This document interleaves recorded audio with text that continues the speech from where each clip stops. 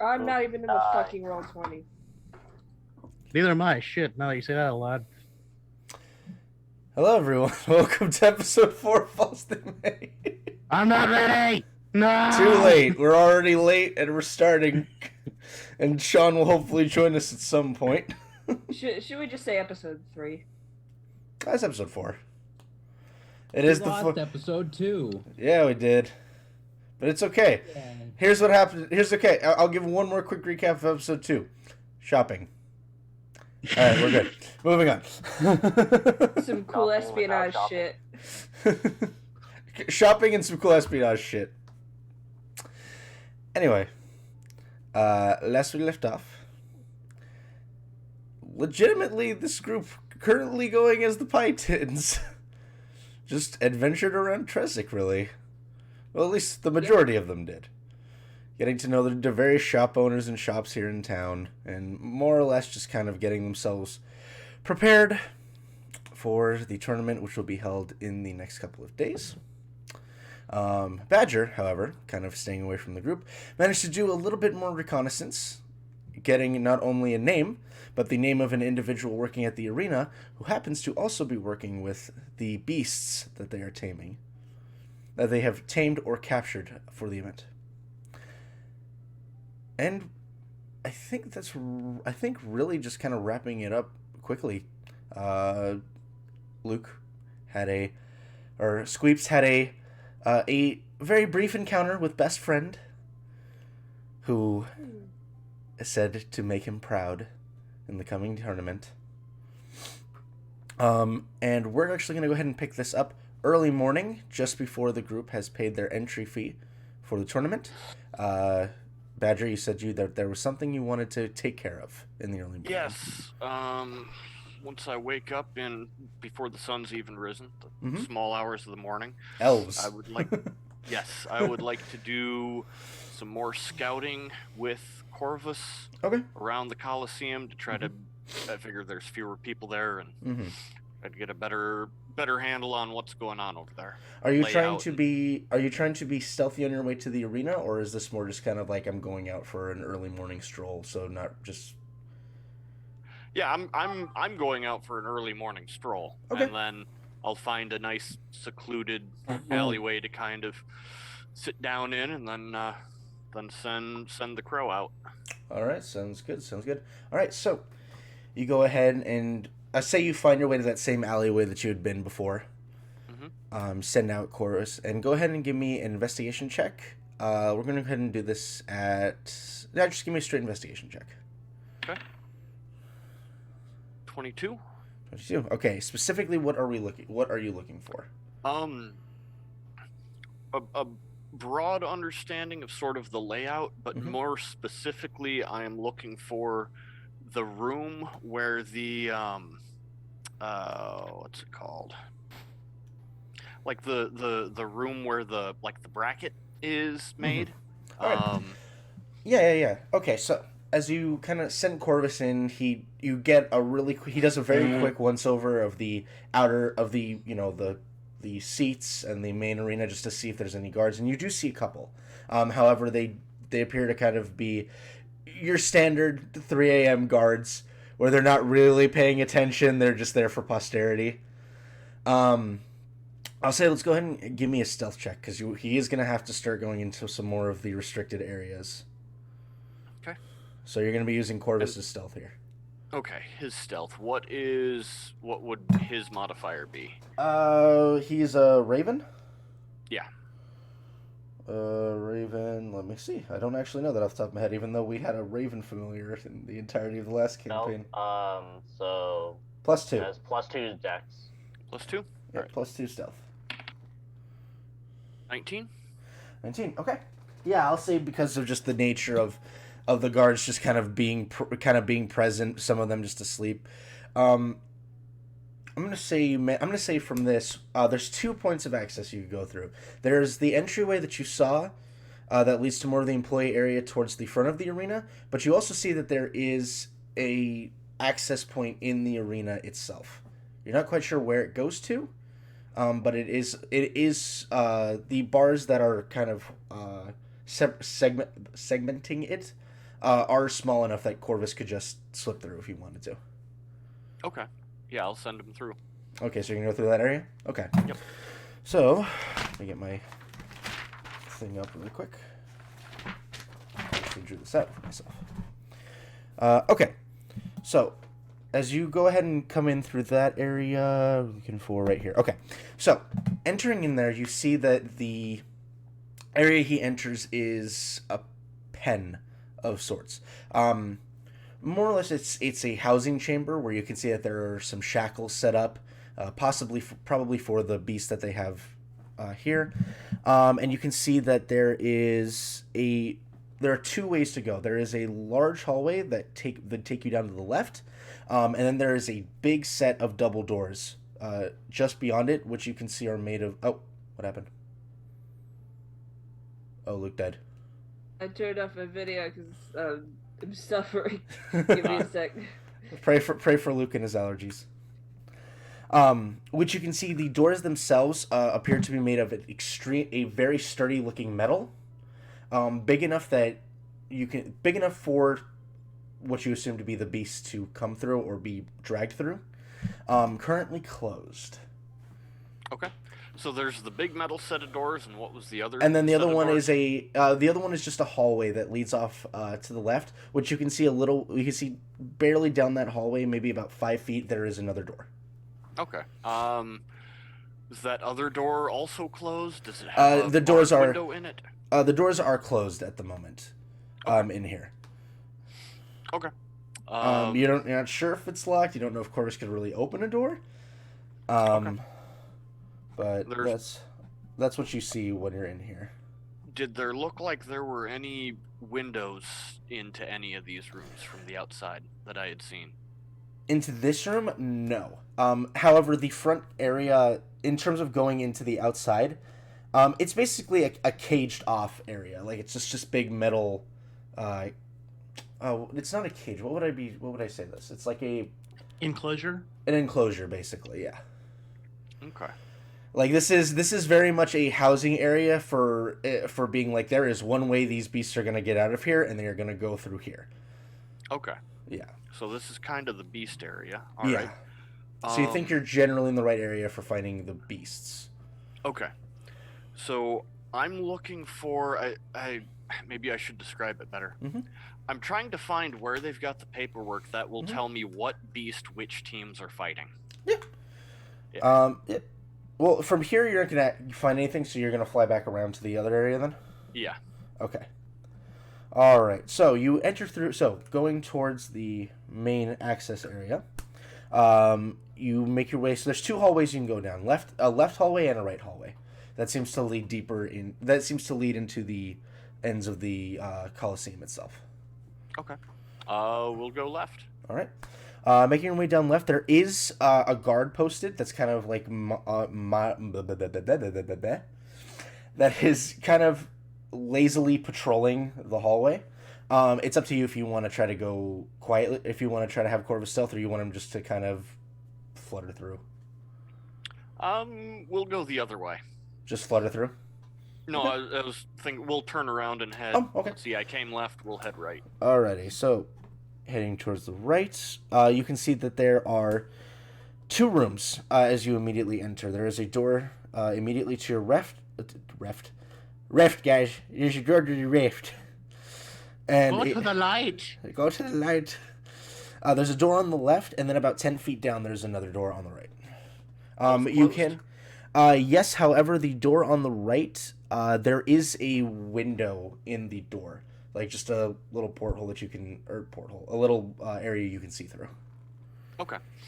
Yeah, I'll head him up onto there, and it's like a glass window he can't pass through, but he can see through. Right? Yeah. Glass window can't pass through, but can see through. Okay. Yeah, I'll take a look. He flutters over, kind of perches as best he can on the side. Just this is really not a good window made for perching. But as he looks inside, you can see that it does appear to be an administration's office of some kind. There is a desk that is set up in the center of the room with a high back chair. You can see that there are a couple of cabinets towards the far left side from him looking in, far left side of the wall. You can see that there are lamps on the inside currently that are not lit. But there's just enough light coming in. Well, actually, yeah. There's just enough light coming in from the outside where you can see that there's a very thin slit of where a window would be. That he can just make these little things out. Well, that's all you can really see from his angle. Okay. That slit from the window, does it look like it's an open window?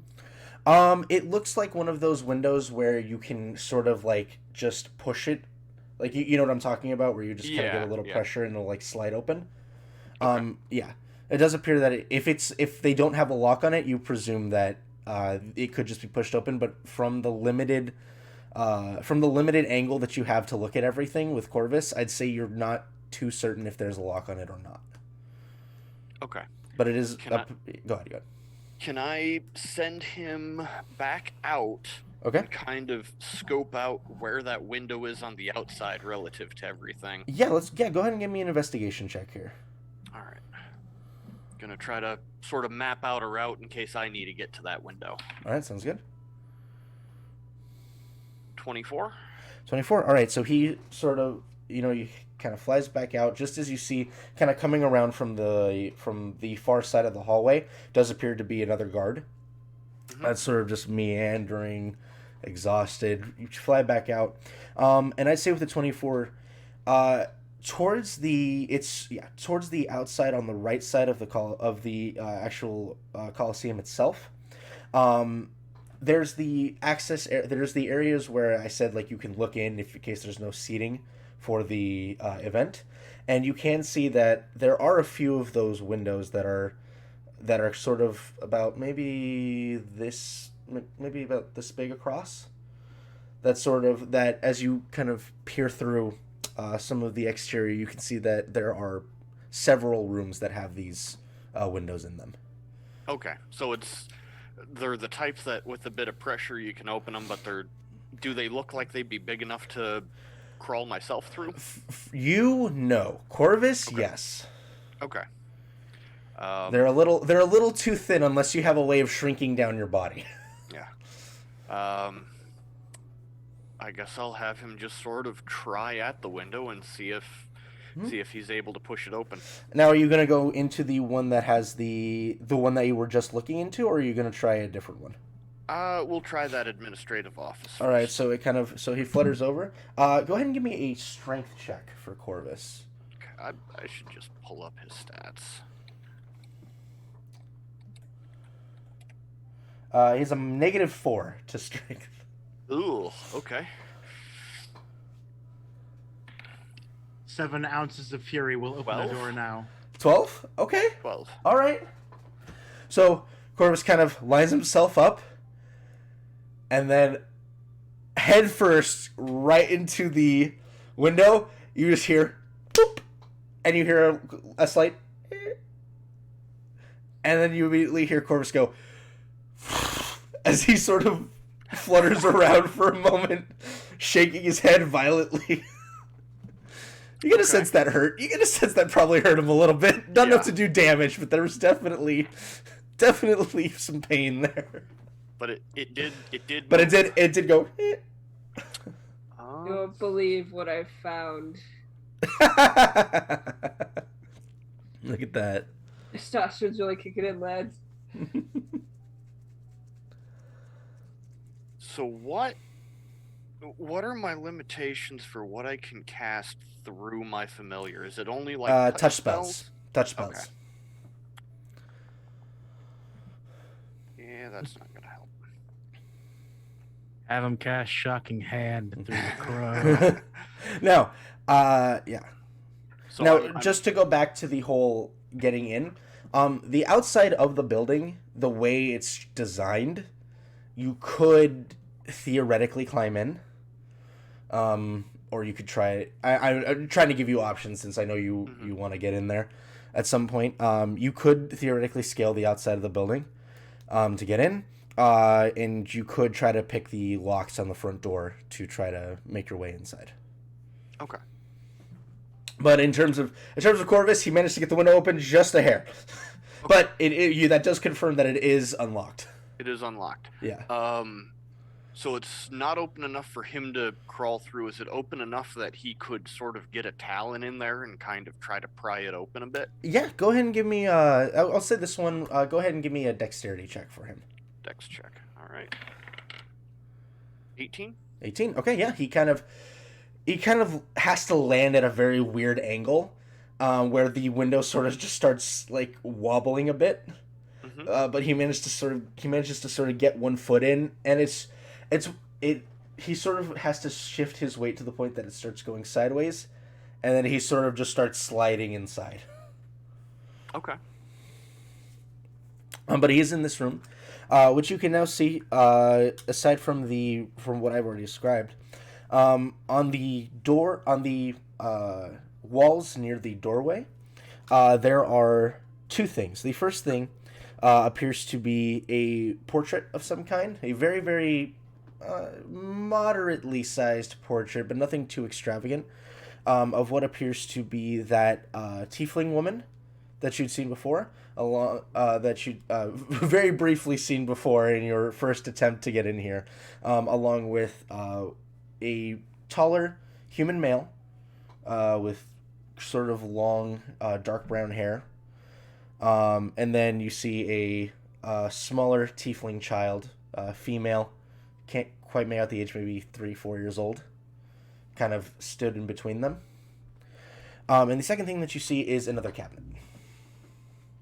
Is another what? Another cabinet, another one of these filing cabinets. Oh, okay.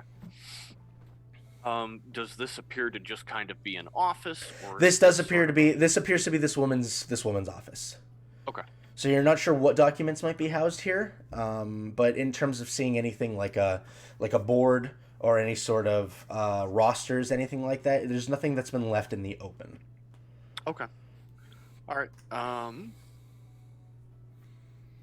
How close am I getting to daybreak at this point? I'd say you've only been at let's see, between travel time to the Coliseum and being here, 3 a.m. I'd say you're maybe daybreak's around like 5:30, so I'd say you have about maybe like 2 or so hours before. Okay. I guess I'll if there's nothing that he can open up in here, I'll just sort of do a once around and see if anything else jumps out at me. I do still have at least another evening before. Charging battery. I'm thinking I'll probably have to come here in person at some point, if I have at least another evening before the festivities actually start. Gotcha. In terms of standing out, I say let's get one more investigation check.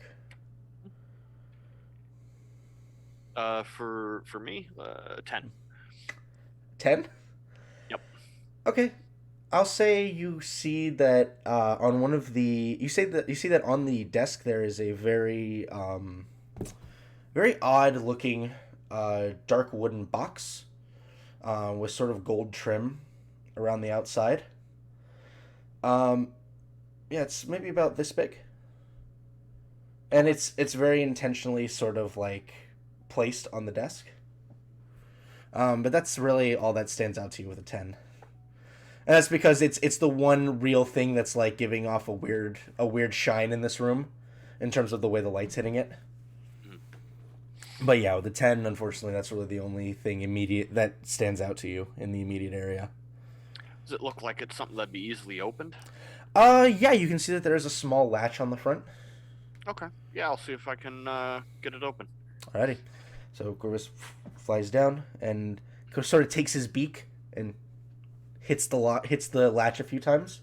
You see the latch does come up. And he has to like bite it and lifts it up all the way. You can see that inside just appears to be this small emblem, maybe this big around. And it is emblazoned with the crest of House Fessick on it. House Fessick? Mm-hmm. Which you know is the governing house of this territory. Yeah.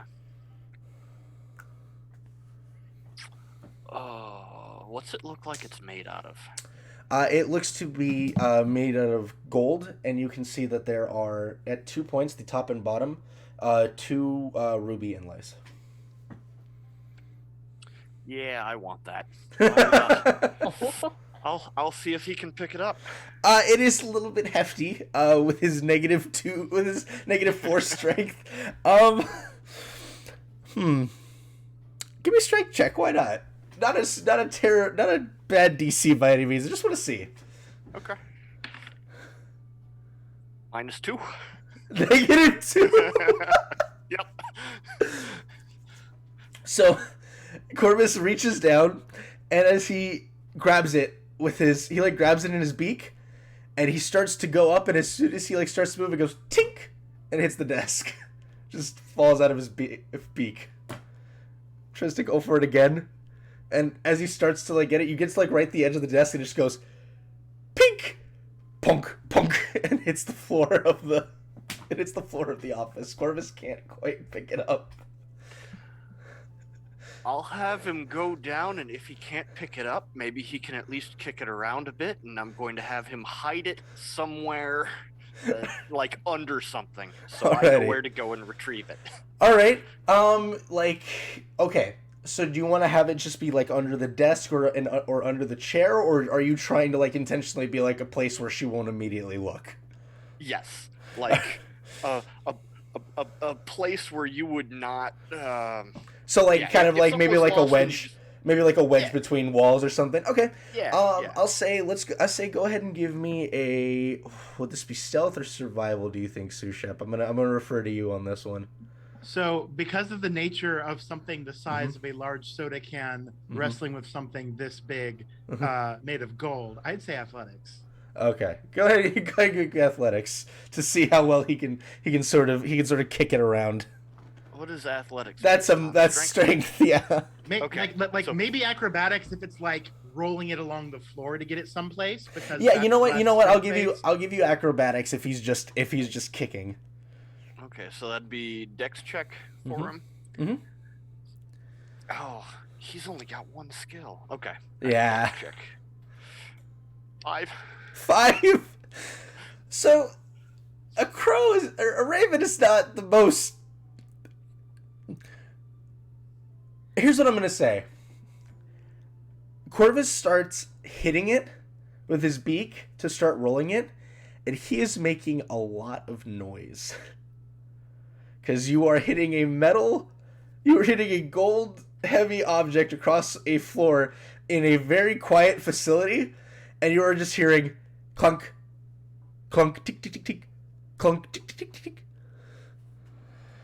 So he could continue, but he is making a fair bit of noise. There's not a lot of guards, and they're kind of not the most attentive from what I've seen. I'm gonna let him continue. Okay. I was gonna ask, like, if he decides he's gonna take the time to take a long time about it and be quieter, would that maybe give him an advantage on this? I will ask you, are you trying to have Corvus do this quickly, or are you going to tell him to slow down and try to be quiet about it? I'll have him slow down. I'm in Go no ahead rush and right now. make me a stealth check with his stealth modifier. With his stealth modifier. Yeah, because yours is all about visual skills. Everything else is through him. So his stealth is based on dex. Yeah. You said just a regular check, or did you say A stealth check. advantage? A stealth check. Yeah. No, this would not be an advantage given the nature of the situation. This would not be an advantage. 11. 11. Okay. So I'll say over the course of the next 10-ish minutes of Corvus sort of knocking the emblem around, you manage to get it to a point where he's like barely slipped it in between two of the cabinets before you hear, what was that? And you hear footsteps approaching the door to the administration office. Okay. Yeah, I'll have him get out of there. It looks like it's, It is basically hidden enough. You've nudged it to the point where, so basically if you're looking at it like this, if this is the like immediate front area into it, it's right here. Okay. It could be that she doesn't see it. It could be that she doesn't. It's in definitely in the moments before he flees. Uh-huh. I will have Corvus poop on it to get rid of the shine, and then away he goes. Okay. He goes. All right. Let's see. He's thinking to make the metal matte, and I appreciate this. You go ahead. So much. He flutters up to the window. Let's go. Give me another dexterity check with him to have him shift his weight so he can roll back out. 7? 7? Yep. So Corvus sort of reaches his talon through, and the window has, because of just the shift in weight, the window is more at this kind of angle where it's just about to close, and he's having a real hard time getting it to start shifting. At which point you hear, and you start seeing the door begin to open. I'll have him book it out the door.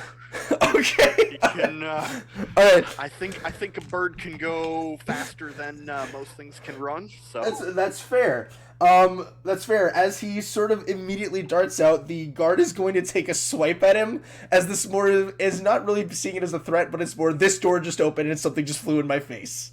That's sort of reactionary, like, ugh, what the hell? Okay. What's Corvus's AC? 12. 12? Okay. So let's say 9 plus 4, or plus 4. So it's a 13. So the guard is sort of, oh, no, actually, no, he'd be using his hands. Oh, no, I guess he'd still be proficient with unarmed. You just don't get your modifier. Although I think a guard's strength is different from a spear attack, which it is, yeah. So, yeah, it would only be plus 3, so that would be 8 plus 3, 11. So, yeah, Corvus just barely manages to miss the guard's hand. As the guard swipes up at it, he just, and it flutters out. Okay. Alrighty. At which point, yeah, the guard will just kind of let out a yelp, but Corvus will, as fast as he can, fly out of the building. Okay. All right. Cool. All right. Success. Successful mission. Did he get the poop through? Is the real question.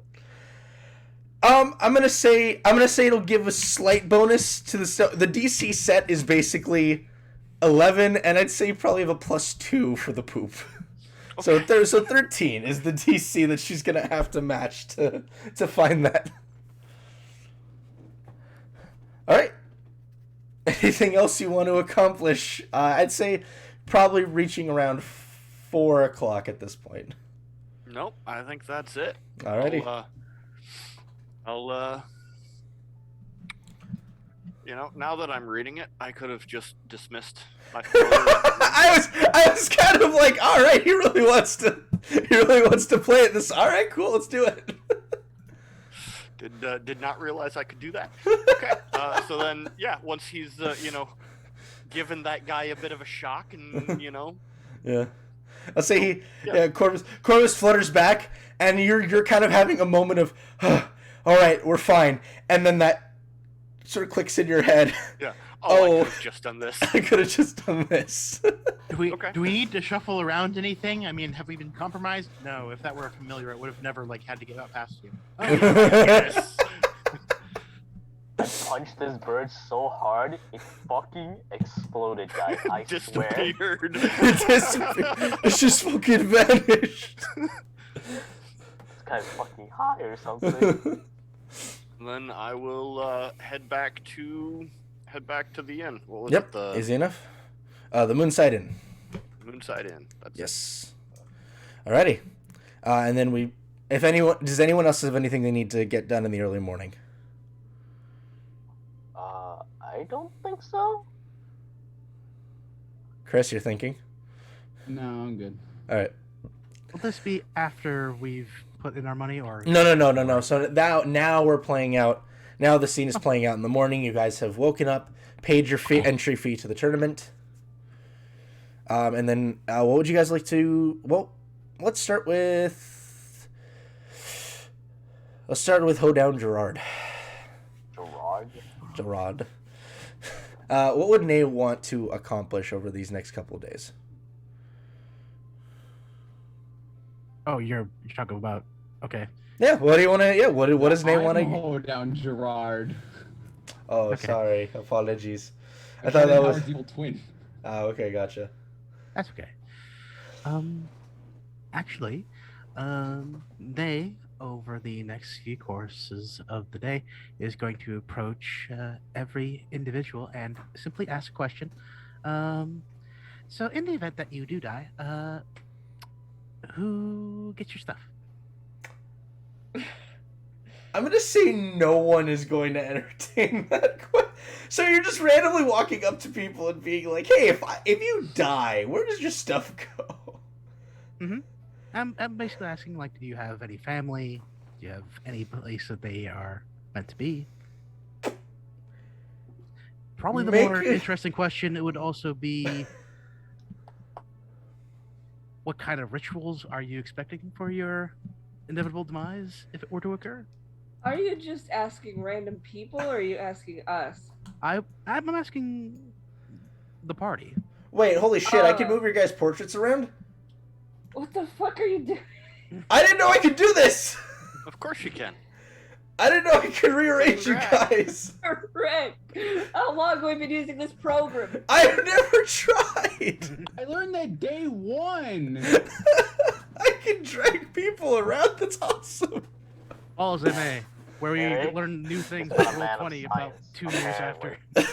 I'm a man of computer science, but I'm no good with computers. You're one of today's lucky 10,000. We've been using this program since before it got. I never had a reason to readjust you. I just noticed. So my cursor was on the screen over Jordan's camera, and I just saw like that sort of grabby hand icon, and I was like, "Wait, what the hell?" And it's like, "Wait a minute, I can rearrange you guys." Oh, so this is Zoom and not Roll20. And I didn't know I could look up pictures of cats. No, that's really useful, especially when we eventually get like overlays for the Zoom call, because then I could be like, someone's camera's in the wrong position. I moved there. I mean, it kind of just snaps to a grid, though.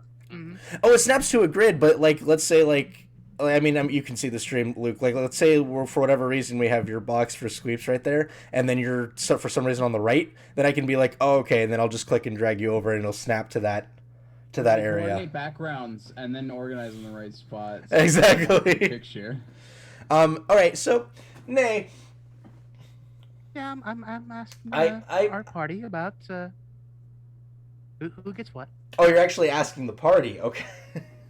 Yeah. I thought you were going up to random strangers and being like... I mean, if it's a situation where I know that they are participating in the event as well, I will be asking them. But if they aren't, then I won't ask.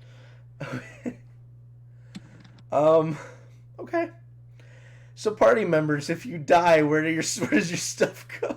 Well, let's go one by one. All right. So Badger, as coming fresh off your endeavors from the previous night, as you sat down to breakfast with this group of individuals who you've temporarily taken company with, Nay will look at you and say, "So where's your stuff go when you die?" Well, I imagine it stays where it was left, right? Like, It's not like it just suddenly vanishes up like a fart in the wind, eh? Oh, of course. No one expects it to just disappear out of nowhere, but I'm asking if you have anyone that would like to have your possessions as you go. Oh, well, I'm not really sure about that. I mean, I just sort of assumed, people find it or something.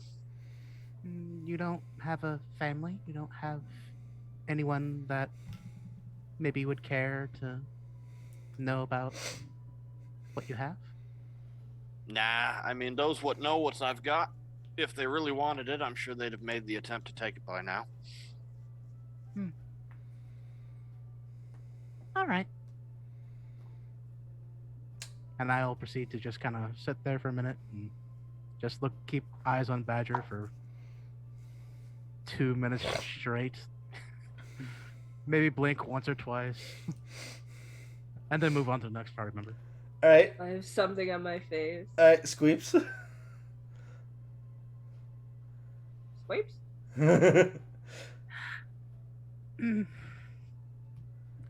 I probably should have saw this coming, really.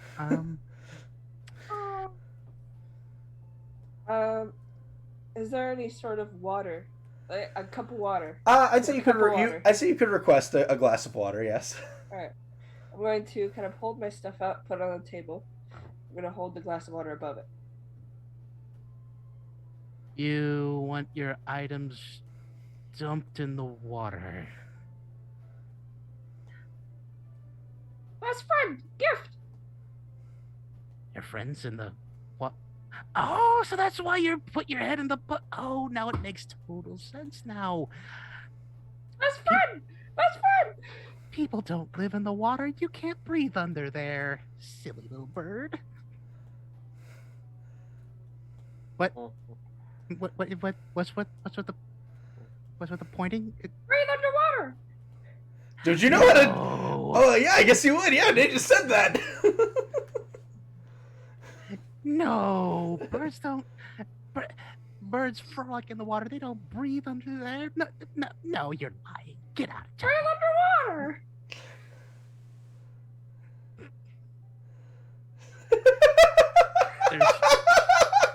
Is there any like large containers in this? In the immediate area now, except for the big ale casks that they have on the wall. I'm Maybe going first- for it. If we're still in an inn, there's bathtubs, I assume. Yeah, The but not in bathhouse. there's the bathhouse, but that's not in the immediate area. He asked in the immediate area. I was like, no, not really. I'd say there's probably a spit bucket in the corner. Oh no! A spit bucket. Your Like face. a spittoon. No, I'm gonna go for the barrel first. I'm The just big gonna ask- casks of ale that are lining the walls. Okay. Drown scream. So you go up to Garmash, who's currently... It's a pretty slow morning, so he's kind of in the process of just, like, wiping out some dust from some of the mugs. As he walks over, he goes, hi, yes, hello. I need that, and I'm gonna point at the big barrel. He goes, yes, of course. Mug of that, we'll just run you... Not mug. I want that. You want to purchase the entire cask? Breathe underwater! He can breathe underwater. I want to see it. I need proof of this, and so I will have this barrel, and I will fill it with water, and I will put his head into the barrel. He starts going over it in his head. I can sell it to you, but we do have a bathhouse that you went to last night. Oh, but so far. If you want to buy it, I can see how much remains and give you a price. No, that's fine. We'll I'm go gonna to the start walking. bathhouse. So walking to the bathhouse. All right. So you make your way to the. So I'll say, you make your way over to the bathhouse. There are people inside. It's not the same sort of private affair that you had before. That's fine. So you walk in, you can see that there are a couple people who are in the process of just cleaning off in the morning.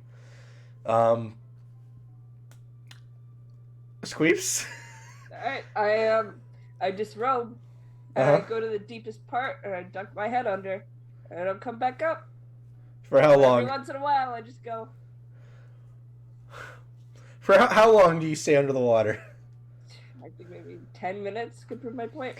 Okay, so you stay under the river for 10 minutes, and at one point, I'd say past the 3-minute mark after your third time waving, the 3 people who are in here are just kind of looking over and staring. Like, they've stopped bathing altogether. They're just like... Then they look over at Nay. They look Oh back no, over. it's an intense stare. Like there's no way. There is actually going to probably be a moment where Nay is going to check for air bubbles. Try to see if there's anything. Cause There are... See, Are because there air bubbles? If I'm breathing the water? this would be... Interesting. I would say... Hand waving Given- magic. Yeah, given the nature, you go over Nay and you kind of look closer. As Squeeps is submerge himself, given the fact that his beak is just a natural black, it's sort of hard to see, but his beak is just wrapped in this dark, oily substance. Ooh, I like that. I'm actually going to grab for the beak. So Scripps, Nate just reaches into the water after you. Get out of the way. All right. Nate, make a grapple attempt to make an athletics check. Okay, roll the 10. What do we got? And this would be athletics or acrobatics for you, Say, Squeaks. I lie. I don't have anything for athletics because I have a -1 in strength, so that'll be a 9. 9, and then athletics. Natural fucking 20. Oh! Okay, Luke's luck for the entire session is now over. God damn it. So, Oh, I'm pretty sure. Nate, you shoot your hand as quick as you can into the water. Squeaks, you sort of position, you can sort of like angle your feet on the ground and push backwards and sort of just go back to the side of the bath, of the tub. Is there only an ink cloud where Squeeps once sat? I say, Nate, given, what's your passive perception? That would be the one thing I'm good at for 15. Unless Squeeps is surfacing, you see that the ink follows. Like, it's almost like it's attached to his beak as he just flies back. Oh, you are cheating!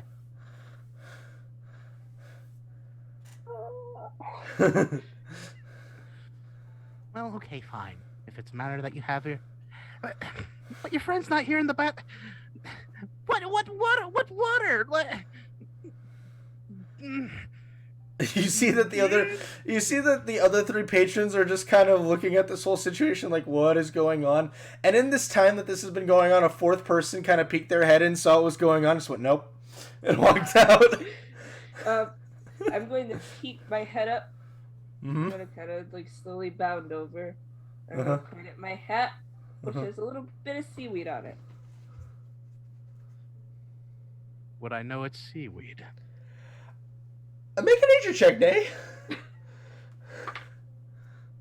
Well, I rolled a 15, so that's decent enough. And nature 0, so 15 straight.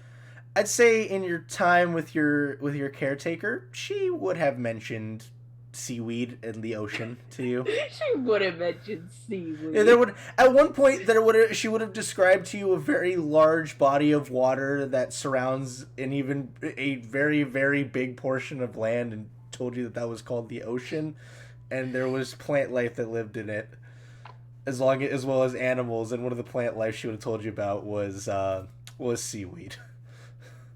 So you want your stuff in the big water.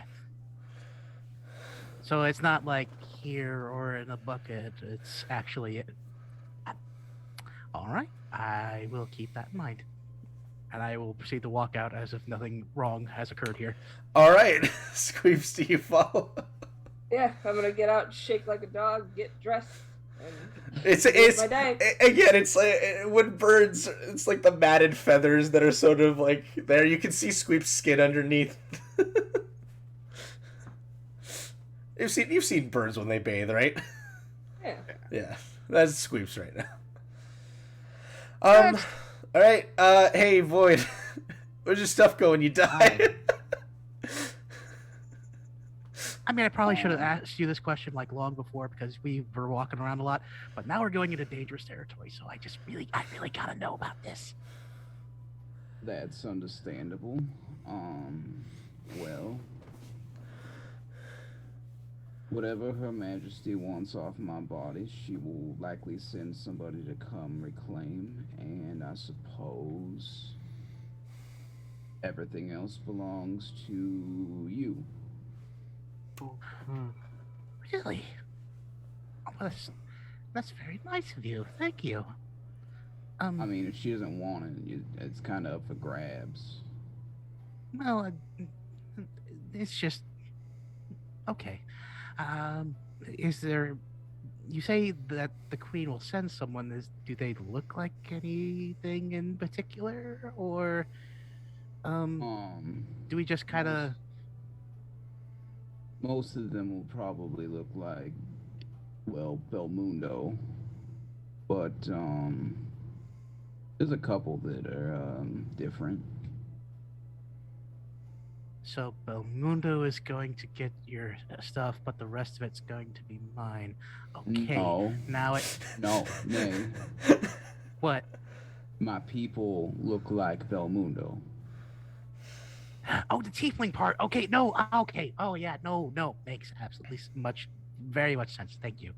Because all tieflings look the same. Void. Yeah. Whoa. Noticeably, like carbon copies of one another. So Yeah. Racist. Racist. I am one. How am I racist?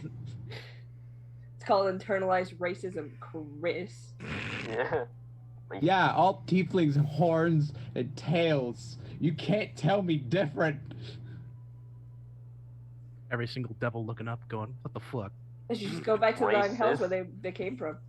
Bullshit. Anyway. I believe that's Nathan, right? Rolling Death 98. That's Nathan. Yeah.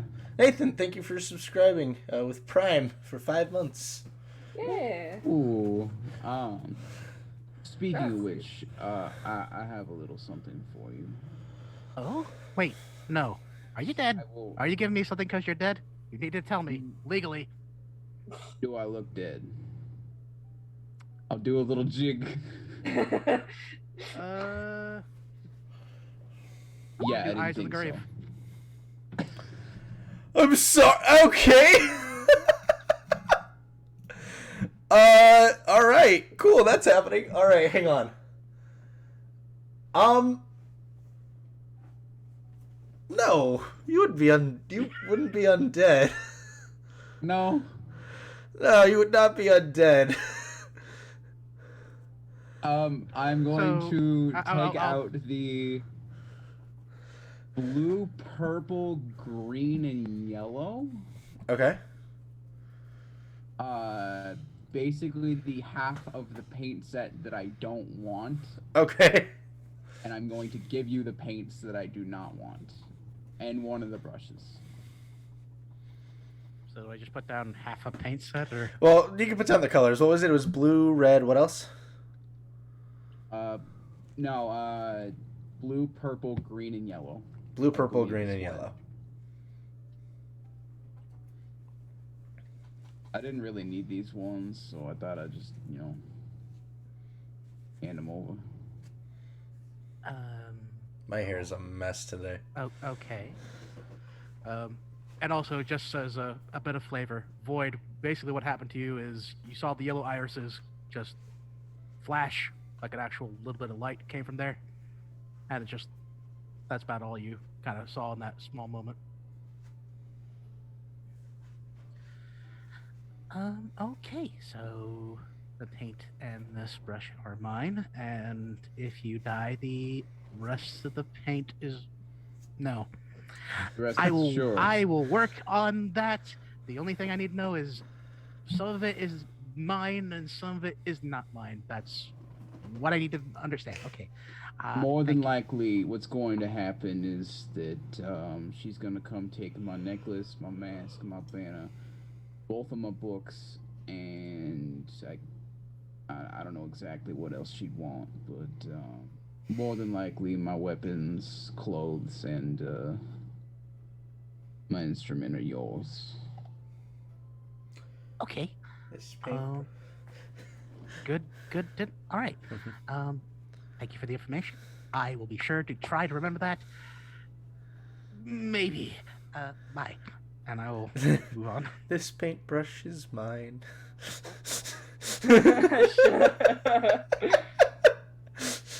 All right. So Lem, where's your stuff going? Triagonal sweeps. Where's your stuff gonna go when you die?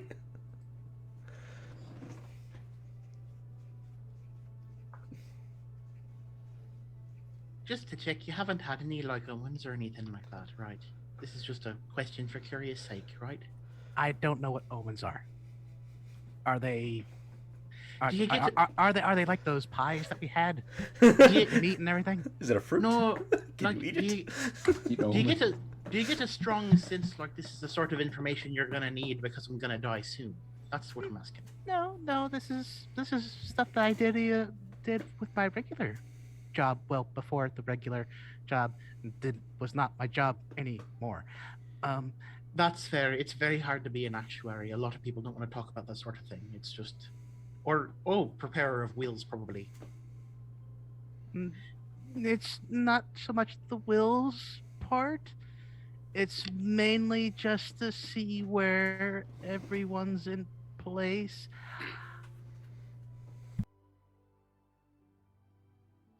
Right. Actually, it's a little hard and complicated to kind of explain this, but I've told everyone that I am a healer, and sometimes when you heal people that may or may not have an arm, they don't live for very long after their arm or leg is gone. So it's a concern that I need to participate in. Fair enough. I figure a few things will go to family. I've got some personal writings of my father and some correspondence that would probably go back to my immediate family. I don't know if you're familiar with it's a long way from here, but there's a fort. It's sort of run by a fairly small house, the De Castellars. That would be where a lot of my stuff would go.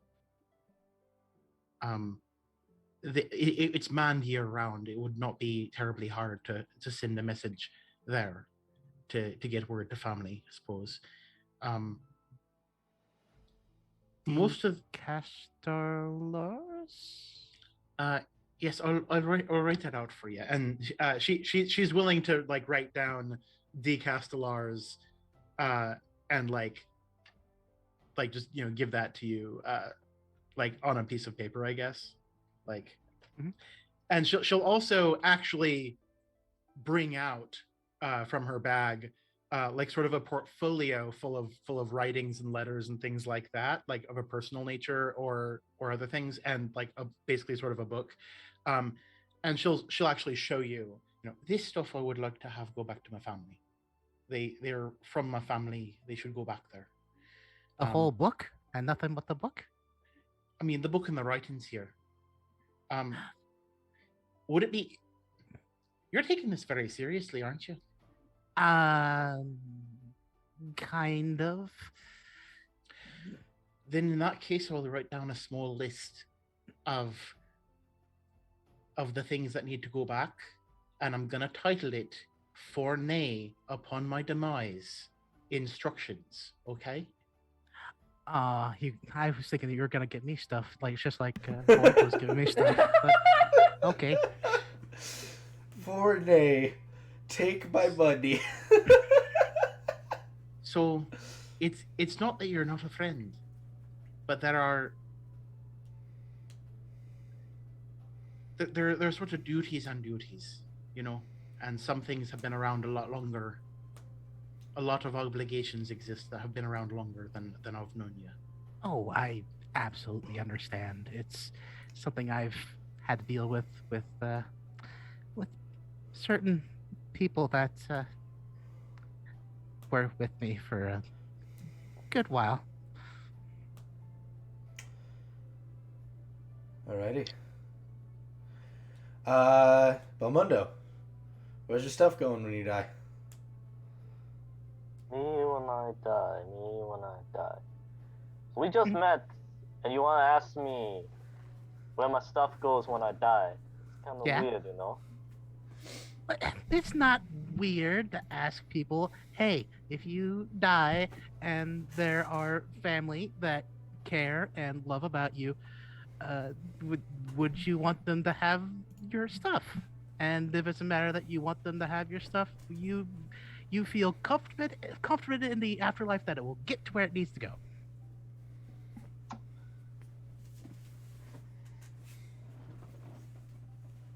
Well, I don't see myself dying anytime soon, but in the case if I do die in this competition, the slightest case, I guess I will write a will for you. If I die, I'll write a will. I will hold you to it. However, I do want to warn you, if you do happen to come back from the dead and this happens, there will be issues. Namely the fact that you are dead and you should not be alive when you come back from dead. I do come back from the dead, and you can have my stuff. I want my stuff back. If you sell my stuff, I want money for my stuff back. But you're dead, and you wouldn't be able to have your stuff because you're dead. Well, people come back alive. I've seen it. No. I've seen it. But by who? I've seen a dude come back to life. Right in front of me. From the art?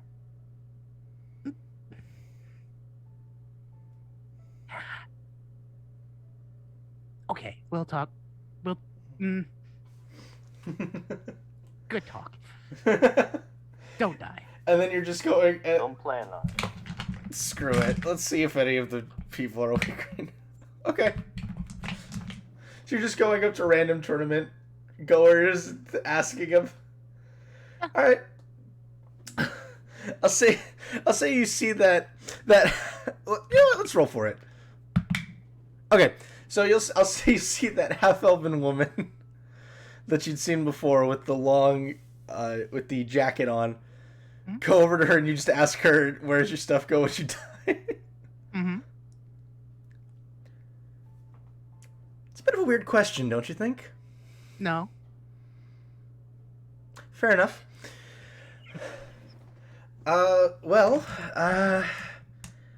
If I do die, which hopefully is not going to be for a very long time, I suppose all my stuff will go back to the Holy Church of the Honored Scribe. Holy Church of the Iron Scribe. Honored, not iron. Honored? Oh, honored. Okay. Yeah. Is that near here? It's about a continent away, actually. I don't know what a continent is. All right, so you know how like how we're here. So Okay. this town is on a way bigger chunk of land called a territory, and that territory is on an even bigger chunk of land called a continent. Okay, so there is here, then territory, Mm-hmm. then continent. Yeah. Okay. And then the church is on a different continent. I'm not following. We'll talk. You have time? I can kind of give you a... Mm-hmm. All right, so she will sit with you and explain the concept of a continent to you. She will just sit with you and teach you basic geography. Mm-hmm. In that time, because this is going to be a while.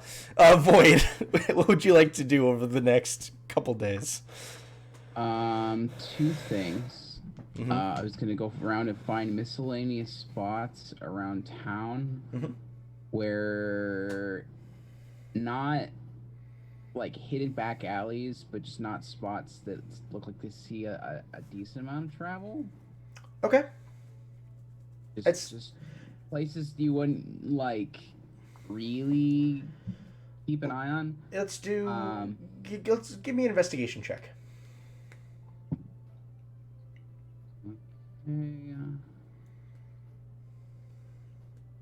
Really remember all my stats.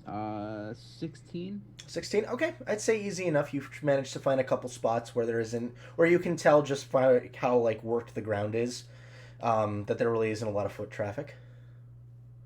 I'm gonna look for like little spots on walls, and I'm just gonna paint the symbol on my banner. Okay. On walls. Alrighty. Other than that, I would go around town looking for other bards to trade stories with. Okay, let's go ahead and give me another investigation check. Interesting. 21. 21. I say definitely much more well versed in finding some of your own profession. I'll say you find a couple. You're just generally looking for entertaining stories? Yeah. Okay. Let's see. You're actually gonna make me fall out of my improv here. Give me a second here. I need to think of You some don't stuff. have to come up with any. There's Okay. a point to it, but Okay, I'll say while I'm thinking of ideas of stories you would have collected, I'll say you managed to gather a couple, or if they're like you want to write them, you can go ahead. I mean, I'll write them down as you come up with them later. Yeah, I'll message you. I'll message you later, with what you gather. But in game, I would write down, I guess, the 3 or 4 ish. I'd assume I collected on paper, and then quote unquote eat them. Okay. I would wait until I was back at the company, everyone else to do this, but guys, whoever was there would see me come back with freshly written notes and then eat them. All right. Is that all you want to do over the course of the couple days? Pretty much. All right. Squeeps. I'm just gonna go wander through town. Okay. And see if there's anything, shiny that catches my eye. Give me that sweet investigation check. Or interesting people to talk to. Okay. Or 3. You rolled a 3? Yeah, it's 5 minus 2, 3. Does he care what the shiny is, or are he just looking for shiny? He's just kind of wandering around. There's a lot of rocks. There's a lot of rocks with like shinies in them. I'll take some rocks with some shinies in them. All right, but with a 3, unfortunately, not really. You're too enamored with the shiny rocks. Unfortunately. And I suppose I will get started on my my alchemy research. Alrighty. So, yeah, I'll say with that. Give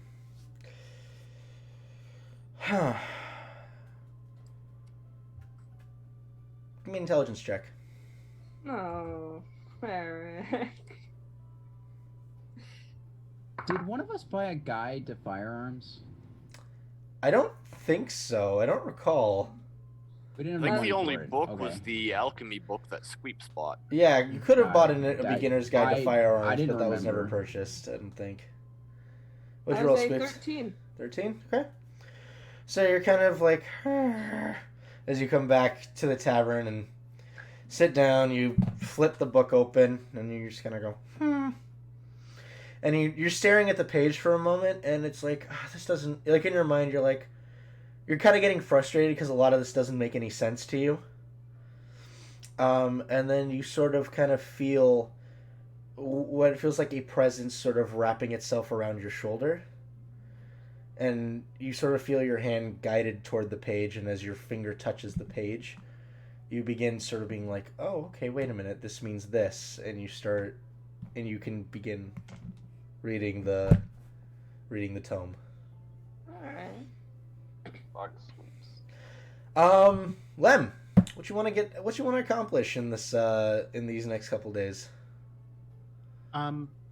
Since her original purpose had just kind of been to get someplace quiet where there wouldn't be any obligations, and there's an inn and everyone else is heading out to do their own things, she's gonna spend some time like just in the room, basically going over the books that Hovik had collected and some of his writings.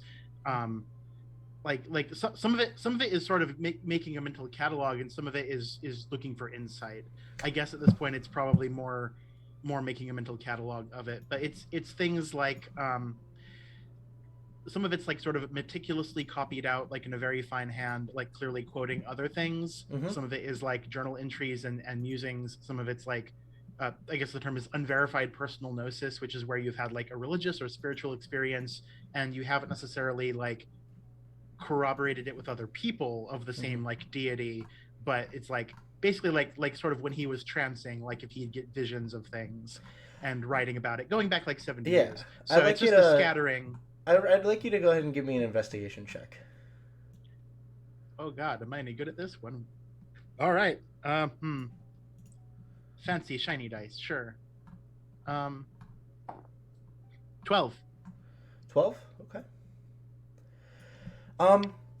So I'd say the only thing that would that in this first moment in these moments of first going over everything with the time you have allotted, I'd say one of the interesting things that would stand out to you. Actually, this wouldn't be your first time reading these notes, right? You would have gone over them a couple times. Went through them, so I she's gone through them, but first it was sort of like to sort them out, as in like correspondence, because just in case he'd had like last wishes that were there. That was less reading it and more like just categorizing. Okay. And then there was a second time when she went through it, like to put them like in oilcloth and get them safe for travel, but she hasn't really sat down like she meant to, but there were always just other things, other duties, like you need to do these things, do the chores. So as you're kind of reading through the history and just trying to commit as much as you can to memory, it does really become, unfortunately, a slew of just, there's a lot here.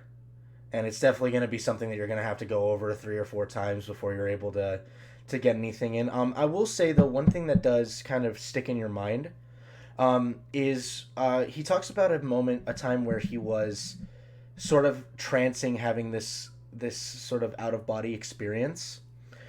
And just in sort of the emptiness and nothingness that he was experiencing, he could have sworn he heard what sounded like a melody, a song being played in the nothing.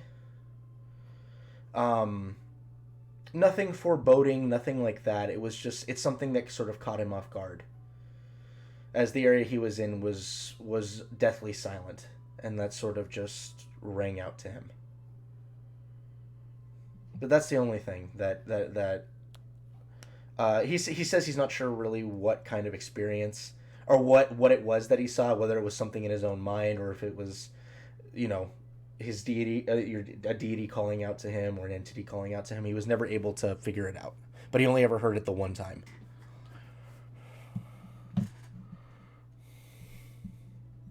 All right. And then probably the next day before the tournament, she will spend a little bit of time, maybe like an hour and a half or so, writing out list of instructions for Nay for if she dies. All right, sounds good. And then makes a duplicate copy, and then a duplicate copy of that. In triplicate. Like, the first one is written nicely, and by the end of like the third one, you're like, you can tell the tutors would have been very frustrated with it. Right. He's like, F this, screw that. I made a typo. Fuck it. Belmondo. What do you want to get a library around? A library? Yes, there is. I want to go to the library. Alrighty. See, he's doing something productive with his time. Hey, I'm learning a new skill, baby. I know you are. Alright, so, you make your way, you're pretty quickly directed towards the library. And it is a smaller library than those you've come across. Still a rather sizable building, but nowhere near like a grand scale of books. There are 2 floors to the library, and it's, I'd say maybe 60 by 70, but there are definitely bigger libraries. And a lot of it is open space with tables for people to bring books to. A lot of the, most of the books are on shelves that line the walls. But there are a good number of people in here that are sort of just quietly reading to themselves, taking notes. As you enter, you can see off to your right, there is a desk set up where there is a male dragonborn who is dressed in these sort of simple robes that don't even really cross his feet.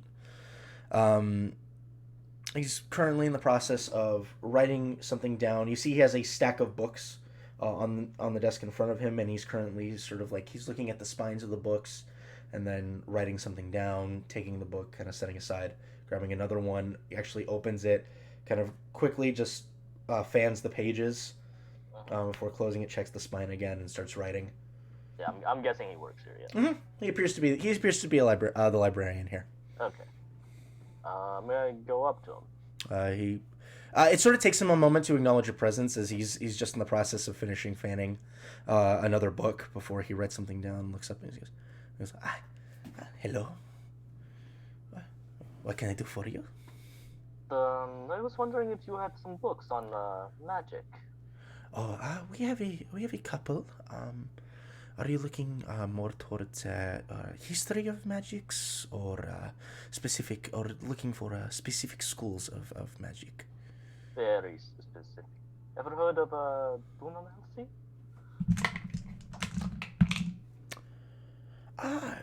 I believe I have. Yes, I'm not sure how much of the library has. Let me see what's. And he'll sort of like take the stack of books that he has. He sets it under the desk, grabs a folder and opens it up. Sort of like starts thumbing through it, closes it, shakes his head, grabs another folder and starts thumbing through. Okay, yes. Right. Looks like we have one available. Closes it, puts it aside. Please follow me. And he will lead you upstairs, towards the shelf, towards the far side of the library, where you can see that the shelves that he takes you to appears to kind of just be a mismatch of different books that probably just didn't have enough in common with the other books here in the library to warrant them being on a shelf in a specific category. He goes over, sort of looks through, reaches a hand up towards the top, and pulls out a leather-bound book, dark leather-bound book, where you can see that there is an arcane symbol carved into the front of it. And he will hand it over to you. He says, "I believe this is the only sort of book we have on the subject at the moment. But feel free to look it over, and if you'd like to check the book out and take it with you, just let me know. I will be downstairs. Is there anything else I can help you find?" That's it for right now. I'll take a look. All right. Well, you just let me know, and he will begin walking back downstairs. Yeah, just gotta finger through like the table of contents and see what's inside if there's any good information. Okay. It sort of speaks to the. It's a book that sort of speaks to the history of the art, like where it originated from, how it came into being. To sort of take my own spin on it. Dunamancy came around towards the end of the Great War, the one between the Sanguine Dawn and the continent, as people began sort of experimenting with the sort of nature of the land and the odd properties that it held, having been such a chaotic and untamed wild. They figured out that the magic here could be utilized in different ways, and when they sort of took that and combined it with the current arcane magics and schools of magics, it warped it into such a way that it became a classification all its own. Really that's all what the book talks about. It's just the history of how it came into being, the different experiments that were done by more prominent figures of the Sanguine Dawn. I'd say it's not really anything in the way of like sort of like utilizing it or anything like that. It just more speaks to the history of it. Okay. Yeah. Disappointment. Unfortunately. Well, you surmise that you could possibly utilize the information that you have to at least begin like playing with it and seeing how it can be utilized. But it's not like a step-by-step guide of this is how X works, this is how Y works. You think? Yeah. What is it? I guess I'll just like read through it and see like how far I can get. Alrighty. So I'll say you'll spend the rest of the I'll say you spend a good chunk of the 2 days just looking through the book. All right, and then we'll go back to Badger. I was holding off on you because I knew you were gonna take the longest. Yeah, I've got a fair amount that I'd like to get accomplished before the fighting starts. All right, sounds good. So I guess as an overview, I'm gonna try to find out who these people are that I have pictures of to get either their names or a team name. Find out what those intelligent spiders are called, and then somehow get into the room where the brackets are written to pit them, make sure that they are pitted against one of these spider people things. Let's go ahead and do an investigation check to see if you can... So, do you want to try to find them, or do you want to try to figure out the team name? That'd be two different things.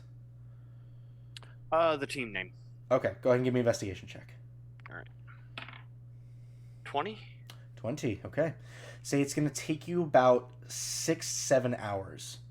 Okay. Because you're essentially shooting in the dark, trying to ask other people basically off the cuff about these individuals and what their team is. But eventually, I'll say with a 20, you do... Why did the music stop? I just realized that the music just completely stopped for some reason. Yeah, it did. As music stops. Yeah. Oh, roll 20. Are you being stupid? I'll fix it. But I will say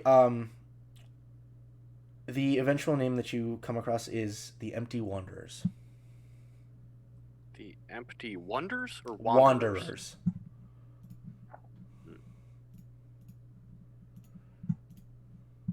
Okay.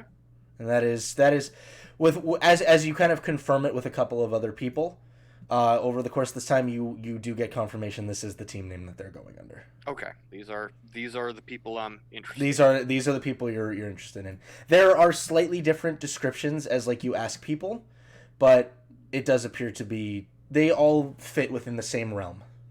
Okay. All right. So I'll say that takes a good portion of your morning and afternoon on the first day to accomplish. Okay. So let's continue on. What would you like to do after and after that do you want to immediately try to go for the rosters? Or you want to try to figure out what these spider creatures are called? Figure out what the spider creatures are called, because the rosters will do me no good if I don't know what to write on there. Alrighty. So I'll say you go ahead and you make your way. I say you'd also be making your way to the library at that point.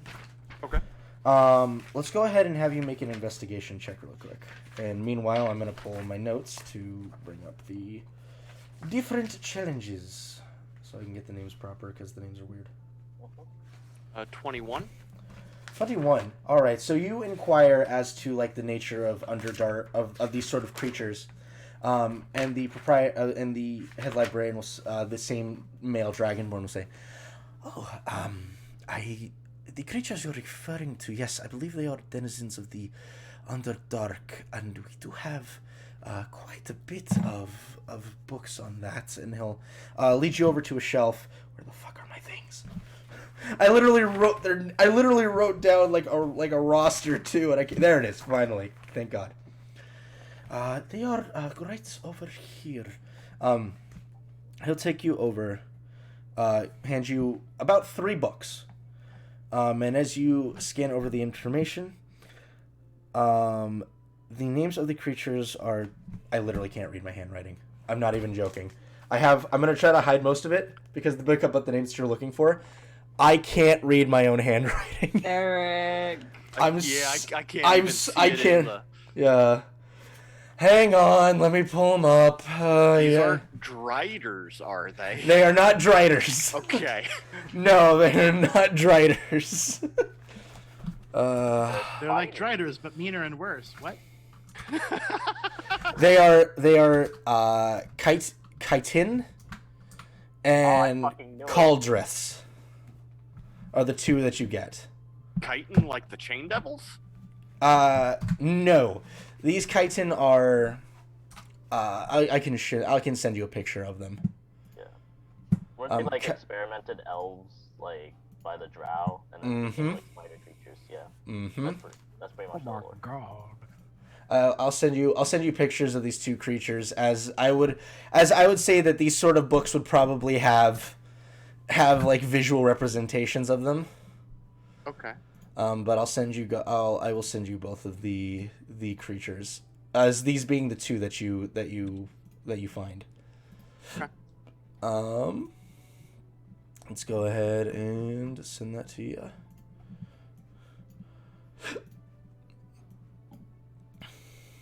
So the first one is the Cauldrith, the second one is the Chitin. Okay. Ah, interesting. So I need to figure out which. So I've narrowed it down. I need to figure out which of these are actually going to be in the beast pits. Mm-hmm. And I would say with that research, it's probably going to take you cresting into just before dusk, I'd say. Okay. So then this evening, is it tomorrow is the start of the fights, or there would still be one day? One more day. Okay. I think tonight I will actually try to go in. It's probably close enough that I would assume they would start to have some of the creatures in the cages. So yeah, I think I'm going to actually go into the Coliseum to try to confirm which of these it is and try to get a hold of the paperwork. All right. Are you going in as yourself? Or are you going in as your... I am going in as Matthew. Alrighty. Male human usher. You go ahead and you take a moment, assuming the form of the disheveled, annoyed individual you had met the night previous. Yep.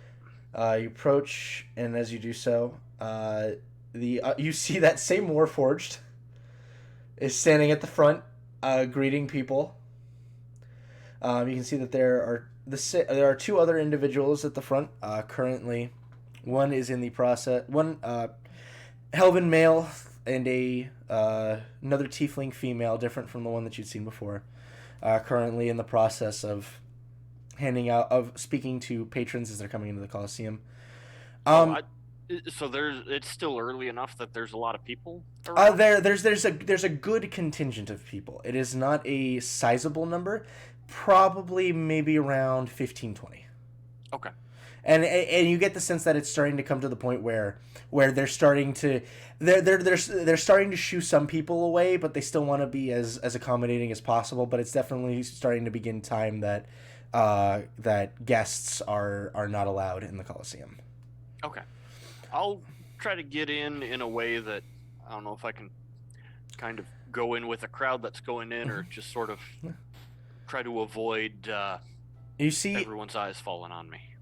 You see one of the two of the ushers that are outside look up, but they seem to look up being in acknowledgement before they just kind of go back to what they were doing. Okay. They have no reason to believe you aren't who you look like in the moment. Yeah. But you can make your way inside. Easily done. And not even no check needed. You literally can just walk right past because again, there's no reason for them to be suspicious of you. Yeah, I'll make my way in, and I know Matthew he was talking about the beast, so I will start making my way towards that area that I scouted out that I think should have the creature pens in them. Alrighty. I will say as you make your way through, you see that some people do acknowledge you, and as you walk past the door, you can see that there are a couple of other people inside that are also in uniform, and doing your best to just walk past, you will hear someone whistle after you. I'll look up. Who is it? You see a rather rugged-looking human male, dressed a little differently than the outfit that you have on. You get the sense probably upper management of some kind. Okay. His hair is shaved down all the way. He's basically bald, but the hair is starting to grow back. Okay. stands maybe about 5'10", 5'11". These sort of dark, brown, almost black eyes that look at you. And he says, "Matthew, where the hell are you going?" Does disguise self do the voice as well, or It is that does something I would have to? It does not. So that's something I would have to impersonate. Somehow. It is someone you'd have to impersonate. The actor feat is very helpful. So what would that be? I would say go ahead and make a performance check. I will say at advantage because you do very much look like him. Okay.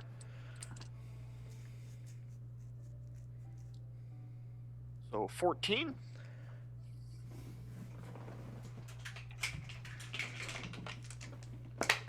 Okay, what are you saying? They've got me shoveling muck before they'll let me go tonight. Okay. Well, for that I give the guy advantage. Actually. Okay, doesn't matter. I rolled a 1 and a 6. Okay. Nice. So, he goes, "I don't know who told you that, but that's probably gonna be... I'll probably add that to your docket, but where the hell... You're not gonna pick up any of your equipment. You're just gonna go right through." Well, I figured they had it in there already. I thought I left it in there. I mean, you probably did, like you always do, but... I mean... Get your ass over here. I'll go over. Alright, so as you go in, you can see that the room you passed by nonchalantly is a locker room. Okay. Yeah. And you can see that there are people that are currently, like, getting into uniform, some of them grabbing different items that they're going to need. He sort of wands you in and sort of motions to a set of lockers, which you can see are much bigger than the others, and you get the sense... And there's about 4 of them. And these are... What you can tell, they are intended for people who deal directly with the beasts. Walk over. It's locked. Okay. How big is this? It's about the size if you ever been, like, in a high school. Like a standing locker in a high school. About that big. All right. Does this look like a typical, like, how there would be, like, a bathroom attached to, like the Yeah. gym lockers? Okay. Yeah. Does it look like this guy is still watching me? No, he seems to have just kind of blown you off, like, what the hell, like, God fucking damn it, the people I work with. And has gone about, because you see he was also in the process of getting ready, so he's, like, finishing getting his uniform on. Okay. Does anyone else, is there a lot of other people in here? Is there anyone else watching me right now? There's a good number of people in here. No one that's directly watching you. It seems everyone's kind of going about their own business, getting ready for their day. Okay. So what sort of equipment could I guess that I would need for this job? Just like a shovel and bucket, or looking at what other people have? Probably a shovel, probably a bucket. Nobody in here is at the same lockers that you are. Okay. I'd say go ahead and make just a general intelligence check. Because you're trying to figure out sort of what sort of equipment this job would entail utilizing. Yeah. 15? 15? Okay. So yeah, definitely if you're going to be cleaning, shovel, bucket, possibly a mop. If you're...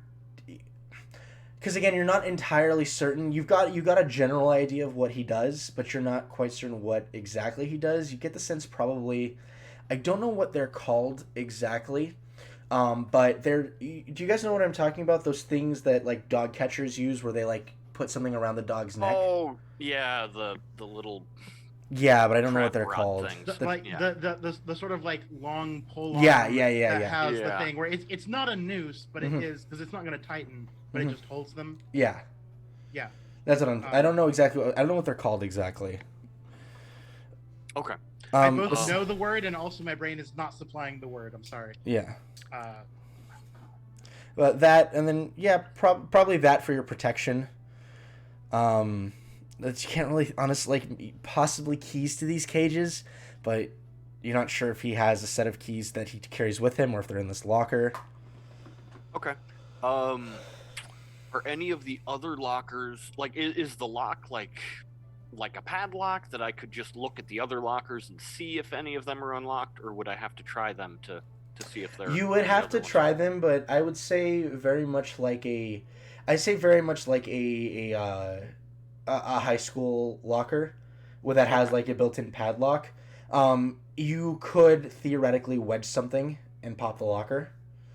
You don't know how much attention that would draw, but you could do it. Okay. So it's not like a key lock that could be picked or anything. Yeah, it is a combination lock. Although I mean, with thieves' tools, you could theoretically kind of worm your way in through the side and try to. It's called a snare pull. Thanks, Sushep. Mm-hmm. You could theoretically kind of worm your way into the side and begin sort of messing with it to try to get the mechanism to loosen. Okay. Do I get the feeling that I might be able to, looking around at where this is situated and where everyone else is, do I get the feeling I could do that without causing a bunch of suspicion? If as long as you're quiet about it, you probably could. Since you're not drawing immediate attention, but you definitely think you'll have to be quiet about it. Okay. Yeah, I'll give that a try. Give me a stealth check. 10? 10? Yep. Okay. Give me a sleight of hand check.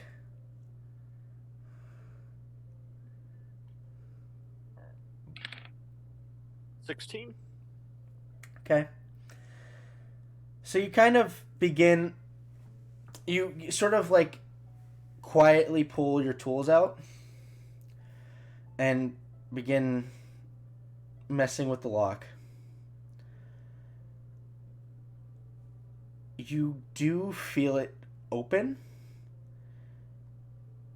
but you also feel that there's a couple sets of eyes on you now.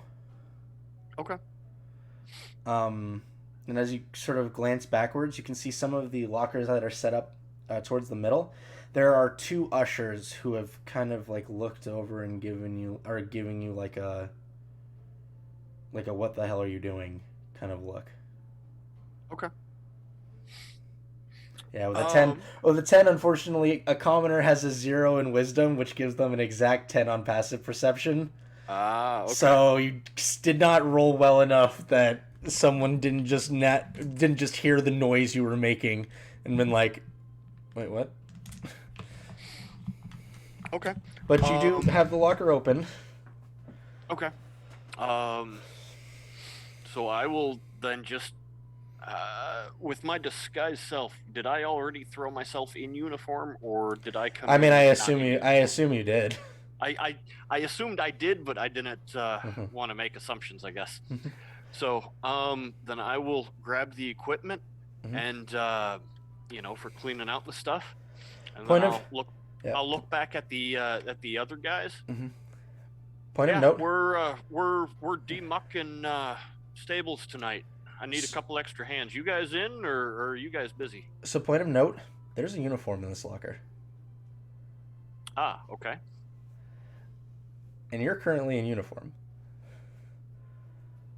Okay. So,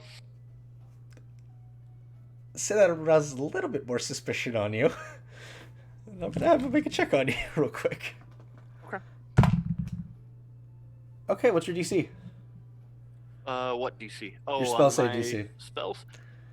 Where would I have that? 13. 13. Okay. Didn't quite roll high enough. He's just a good employee, man. Keep the spare. They sort of side-eye each other, don't really acknowledge the question, and turn around back towards their lockers and continue getting dressed. Okay. But I will say, as you open them, there is indeed a beast snare in there. You can see that there are a set of keys that are attached to the belt, to a belt that is already strung through the pants of his uniform. There is indeed a shovel, a bucket, a mop, and there also appears to be a small box, maybe about this big, And as you sort of grab that and open it, there do appear to be needles in here as well as a serum. Does this look like the same type of serum that I was given? It is not. You can make a intelligence check. 19? This is a tranquilizer. Ah, okay. All right. Then I will take the stuff and definitely the keys and the tranquilizer and then the tools with me. I will leave the uniform in there. I will go to close the locker, but not to the point where it, latches shut and locks. All right. I can just sort of mostly close it, and then I'll head off towards the beast pens. All right. Easy enough to do. As you're leaving, you do see those two watch you leave. Okay. I'll just make a comment. Well, if you guys got nothing going on, I mean, we do need an extra hand cleaning all the beast shit. They ignore you as they seem to ignore you. All right. But you go ahead and you make your way. Following the hallway, you find yourself coming to a big set of stairs. You can choose to descend if you'd like to. Or you can continue following it around. It's up to you. I'll head in. From my scouting, would I know roughly which way would probably be the best way to get to? Can I tell where I'm at relative to where I was scouting? So you would have headed down the left path instead of the right one this time. Okay. So relatively, I'd say you're about halfway to. I'd say you're roughly about halfway to where that door was, that entryway was, with the smaller door. Okay. I would say give me a perception check.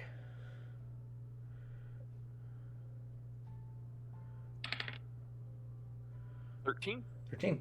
You do hear a fair bit of noise coming from downstairs.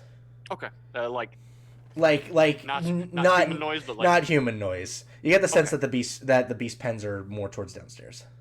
Okay, then I will head towards downstairs. All right, and you're currently looking for the roster as well, right? Yeah, all right. I think first up is confirming which of these two things are the actual spider things that people are talking about. How long does disguise self last? An hour? I want to say it's an hour. 1 hour. To my memory is 1 hour. Okay. So you make your way down.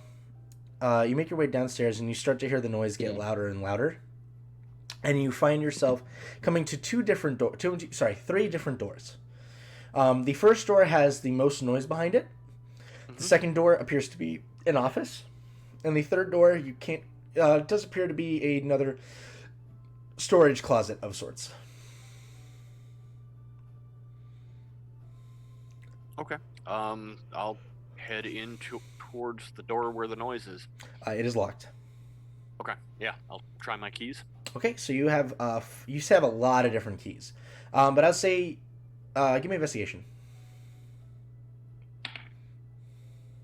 19. Managed to find one of them that looks a bit off from the others, and that is indeed the one that unlocks the door. Okay. So you unlock it, and the noise gets immediately louder. You can see that there is currently one person in here who is wiping down one of the cages, and you can see inside that cage appears to be. Let me get my list. You can see inside that list appears to be two large bird-like entities. Okay. One of them is big, with sort of golden feathers.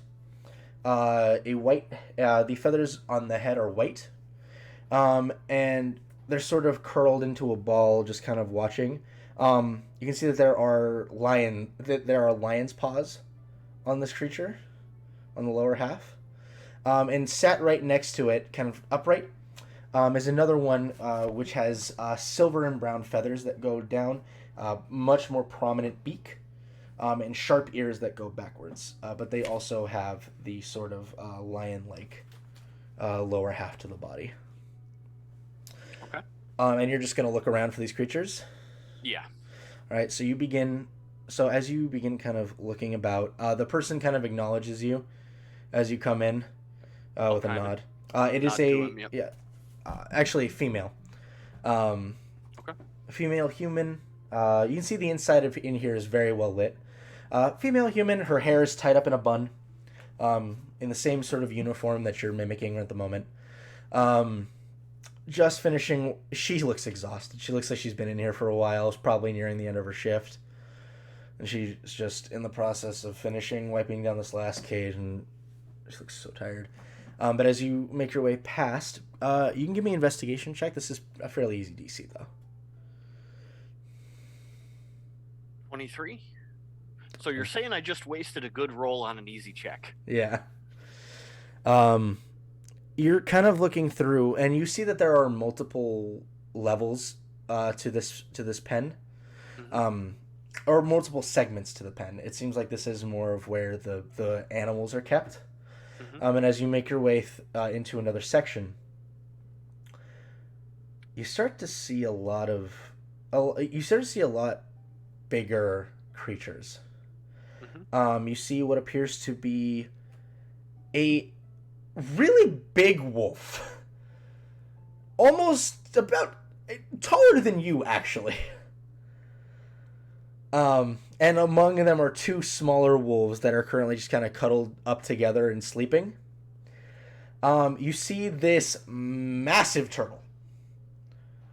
With these sort of odd red and black rings going around its shell. That's currently just kind of stood there. It's in the process of eating some greenery. It looks at you.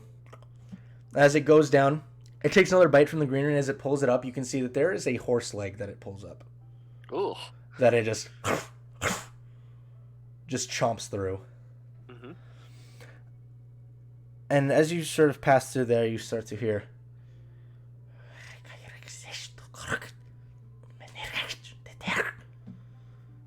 do you speak Undercommon? I do not. As you approach the cage, you see... I speak regular common. You see a cage that is caked in webs. And when I say caked, there are bars to this cage, but the outside is covered in glass. Like reinforced glass. And as you approach, you see one of those large spider creatures, the Coldrith. Okay. And you see three of those chitin that are currently like hanging on the bars, kind of looking out at you. And as you approach, you see the chitin sort of jump from them and start smacking into the glass violently at you. Okay. So they're both here. Both types are here. Okay, I think I've seen what I need to see here, and I'm going to... Did it look like there was just the one door into this place? Into this pen, you can see that as you're making your way through, there are several other doors that are really wide, that seem to be for moving the cages. And as you kind of take a cursory moment to open it, these appear to be elevator shafts. Okay. Then I am going to get out of here, and I'm going to try to do it where the girl that saw me coming in, I would like her to not see me going out. Stealth check. Stealth. 11?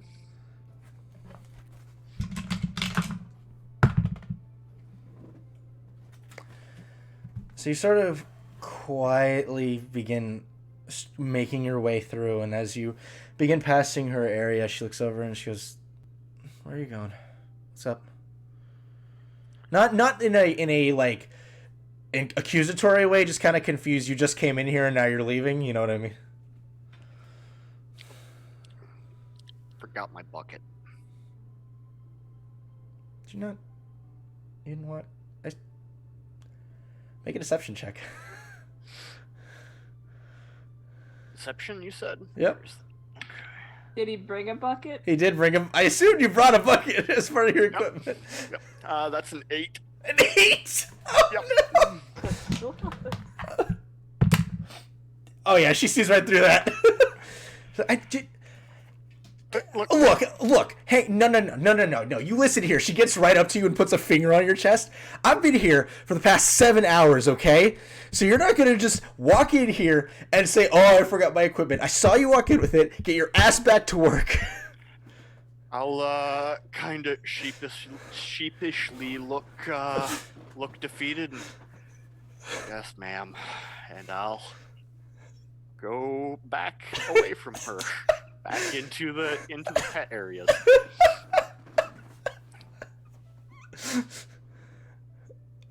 What are you gonna do? At this point, I'm just going to go into a pet a beast section that is like not hers. Okay. And I think at this point I might just wait out the clock until her shift is over. Okay. So as you this is gonna be interesting. So you're gonna have to cast Disguise Self again. Okay. But as you're waiting at the clock, you hear the door open. You hear grrr as the metal door to the pens open. And you're like, okay, cool, this is my time. And you peek out, and you're starting to peek out, you hear people talking. And specifically, you hear you hear that older, that more upper management looking individual go, so he came through here? Oh, and you hear the, yeah, and she's, wait, you're not, you've been down here for like the past hour. He goes, I haven't been fucking down here, my shit's missing! And okay. You start to hear, you will hear, she goes, should I, he goes, yes, get the guards and we're gonna figure out what the hell's going on down here. What you doing, Badger? Okay. So there are larger doors leading to elevators that are correct, out, right? Correct. That's why I was like, wait out the shift. Matthew's the guy who's coming to relieve her. Does it look like the supervisor guy is hanging out down here, or is he leaving? He seems to be hanging out down here, keeping an eye on the area. Okay, I'm going to find one of them big elevator doors, try to get it open. Quietly? Yes. All right, go ahead and make a stealth check. Ooh. 24. All right, you quietly make your way over to one of the elevator doors, and you like take a deep breath because you're looking at the hinges and you're like, okay, please don't be rusty, please don't be rusty. And you grab onto one side, and as you start opening it, it creaks, but you kind of quickly catch it, and you just kind of like, what the hell? I'll say in a moment of desperation, you look over to one of the nearby pens, reach over and grab a chunk of fecal matter. Okay. And run it into and you use it to grease the hinge on the door. Okay. And it just slides. It's gross, and you'll definitely have to take a shower later, but do what you got to do to get out of this situation. Yep. But it quietly opens. The hinge that was creaking, you managed to get it on a smooth track. But you make your way inside. And you can see that there is a control mechanism on the inside. Does it look like the only thing here is the elevator up and out? Mm-hmm. This is definitely utilized for transporting cages, not really for an exit. Your exit is at the top of the elevator. And there's no way to like get out of the elevator and like climb the shaft up or anything, is there? You can certainly try. How rickety, aka noisy, does this elevator look like it's gonna be when I turn it on? you get the sense it'll make a decent amount of noise, but that's just given the. It's not that it's poorly made or anything like that, but given the fact that the gears have to start turning, the winches need to start pulling you up. Like, there's definitely going to be some noise. Okay. It is incredibly well made in terms of construction. It's just there's only so much you can do to dampen noise, with a mechanism this big. Okay. Can I get a sense of how deep down I am to know if this is going to be a quick trip or a long trip? I would say, give me a... I'd actually probably call this survival. Okay. To see just how far down you are. 16? 16? Maybe about 30 feet underground. Okay. Not too bad. That's like a 3-story building. That shouldn't take too long. Yeah. I'm going to activate the elevator. All right. So you see that there is a key that is already I would say, for your sake, that it has been haphazardly left inside. You turn it, and as you turn it, you hear and you quickly just like, all right, I gotta do this fast. You hit one of the buttons, and you hear as the elevator begins rising, and as it does so, you hear someone start going, hey! As you hear footsteps, but you're already moving. No one's stopping this thing at this point. Okay. Is he still disguised as Matthew? He's still disguised as Matthew. Yeah, so I'm going to change that, and when I feel like we're about towards the top, I am going to cast Disguise Self and disguise myself as the supervisor. Alright, sounds good. So as it goes to the top, you are met with that set of double metal doors. Mm-hmm. And you realize it's locked, and you quickly kind of just go through your keys, and you manage to find one that unlocks these doors. Push it open. And you see that there are a couple of people who see the doors open and kind of look over and kind of are like, wait, what? What? Do these look like people that should be they're like employees? Yeah, these are employees. Okay. I'm just going to walk out like I own the place, and if anyone starts giving me grief, hey, don't you have a job to do? All right, so you begin making your way towards the front, where the guards are being called. No, I'm not leaving out the front. Oh, okay, where are you going? Is there like you had mentioned there was kind of there's the main front gate, and then there's sort of like an employee gate somewhere. So the employee gate is there. So I will say there wasn't. The entrance that you saw was where you basically just came out of. It was one of those gated areas where the beasts get let into. Give me an investigation check, see if you can find a back door. So you can find the back door. 20. All right. I also need you to make a stealth check because you're disguised as someone who is who stands out. Yep. You said stealth? Stealth. Stealth? 10. 10? Yep. Okay. Great. So I'm going to say you manage to locate the employee exit, and as you do so, you see that there are people who are constantly trying to flag you down for one reason or another, being an upper manager. And you see, as you're sort of about 15 feet from the exit, you see that female employee looks over at you, goes eyes wide and starts hollering after you as she is flanked by about 4 different guards. Booking it. You run out the door, throw the door open, and as you begin running away, you start hearing as whistles begin getting blown. And you just start running away from the establishment. Give me another stealth check to try to break line of sight.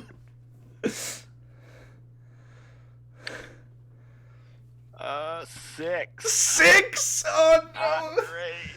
Alright, so as you're running, just kind of haphazardly going out the back, you're like, crap, I haven't gone out this exit yet. You begin running towards the facility, and you see a number of guards start, blowing their whistles, calling for you, and begin chasing after you. Okay. What would you like to do? So am I out of the Coliseum? You are out of the Coliseum, but guards that were posted on the outside are chasing you down. Okay. I guess I'm just gonna run and try to lose them, and I'm fairly familiar with some of the back alleys around this area. All right. Go ahead and make a. I say you can either make a stealth check at disadvantage unless you can figure out a way to give yourself a straight roll. Okay, let's see here.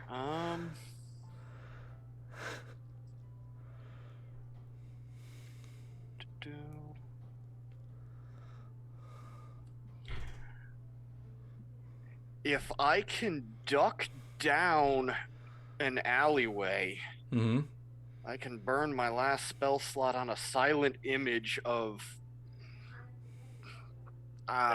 something that seems appropriate, whether it's diving into a little recess in the wall and silent imaging up the wall across it to look like I'm not there, or I'll dive down an alley and then see what's there and what I can maybe silent image to blend in as a hiding spot. I'll say you do see it. There are a couple of trash bins out here. Okay.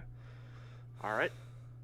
Then I would sort of silent image another trash bin that is overflowing with now it just looks like it's full of garbage. Disguise self is concentration, right?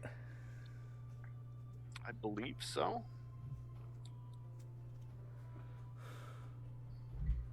No, doesn't look like it. Let me double check on this. If it's not, it is not. It is not. Okay. It's not. Nope. All right. So a silent image concentration. Yes. Okay. You go ahead and you dive past quickly, sort of recanting your incantation, throwing up your silent image. Give me a stealth check straight. Straight? All right. Ooh, 25. Oh. I assume you nat 20'd? Yes. All right. So you throw up the silent image and you see the guards run through and just completely pass by the trash bin. You managed to escape the guards yet again. Nice. Oh my god, dude. Justin, you're playing with fire right now? I really am. Oh my god. All right. Well, I don't have my backup. I think so. With that, I think we're gonna go ahead and take a quick break here, because I know Chris doesn't have work today.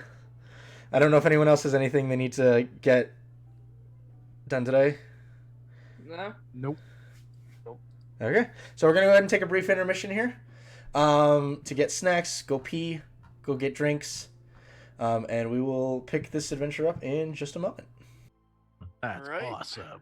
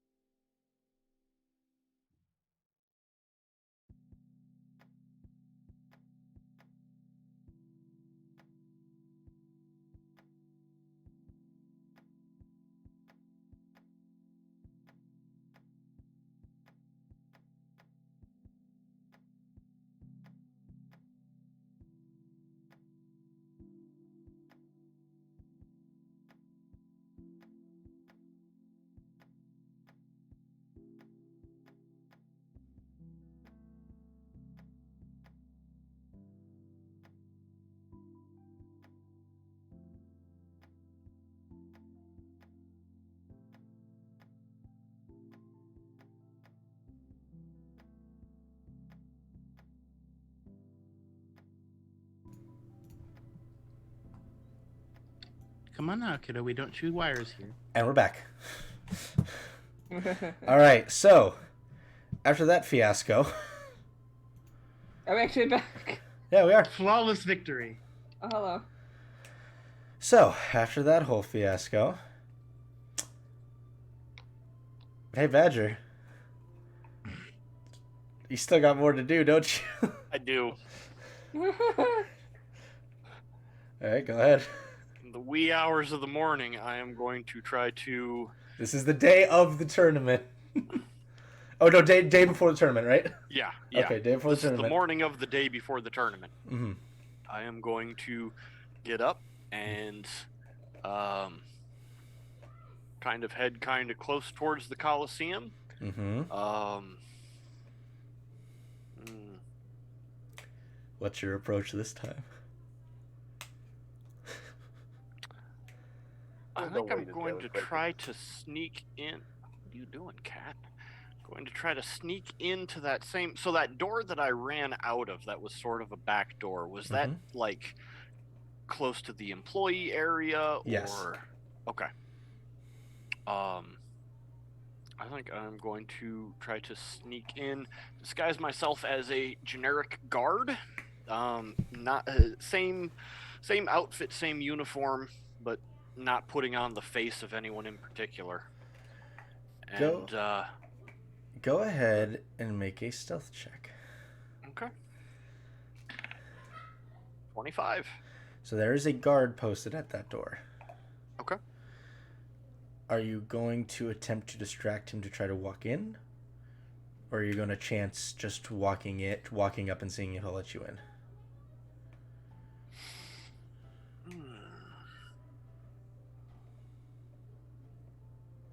I imagine they probably got a guard at every door.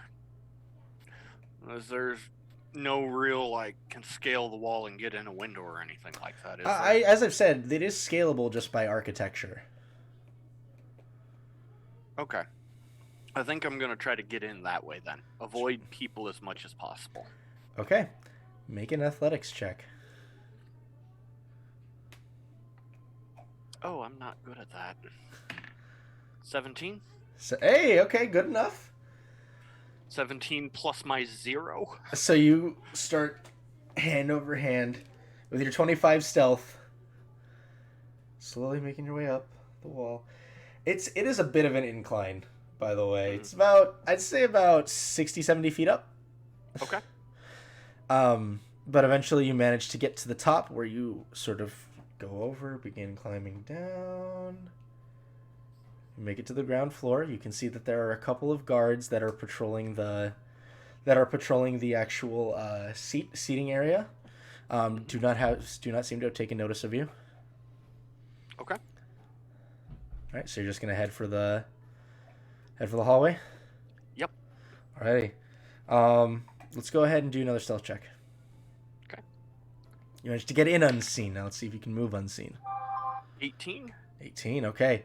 So you managed to kind of duck down.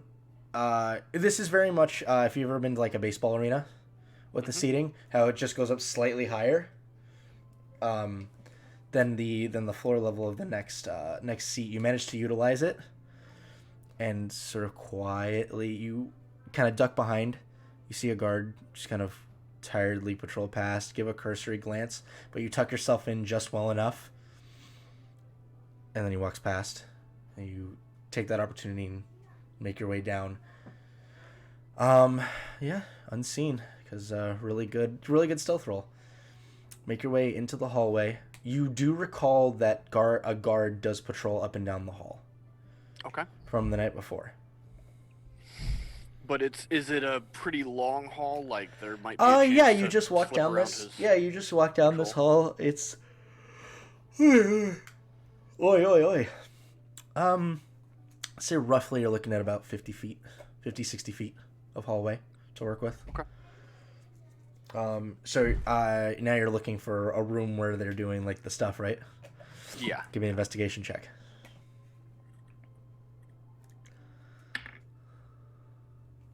14?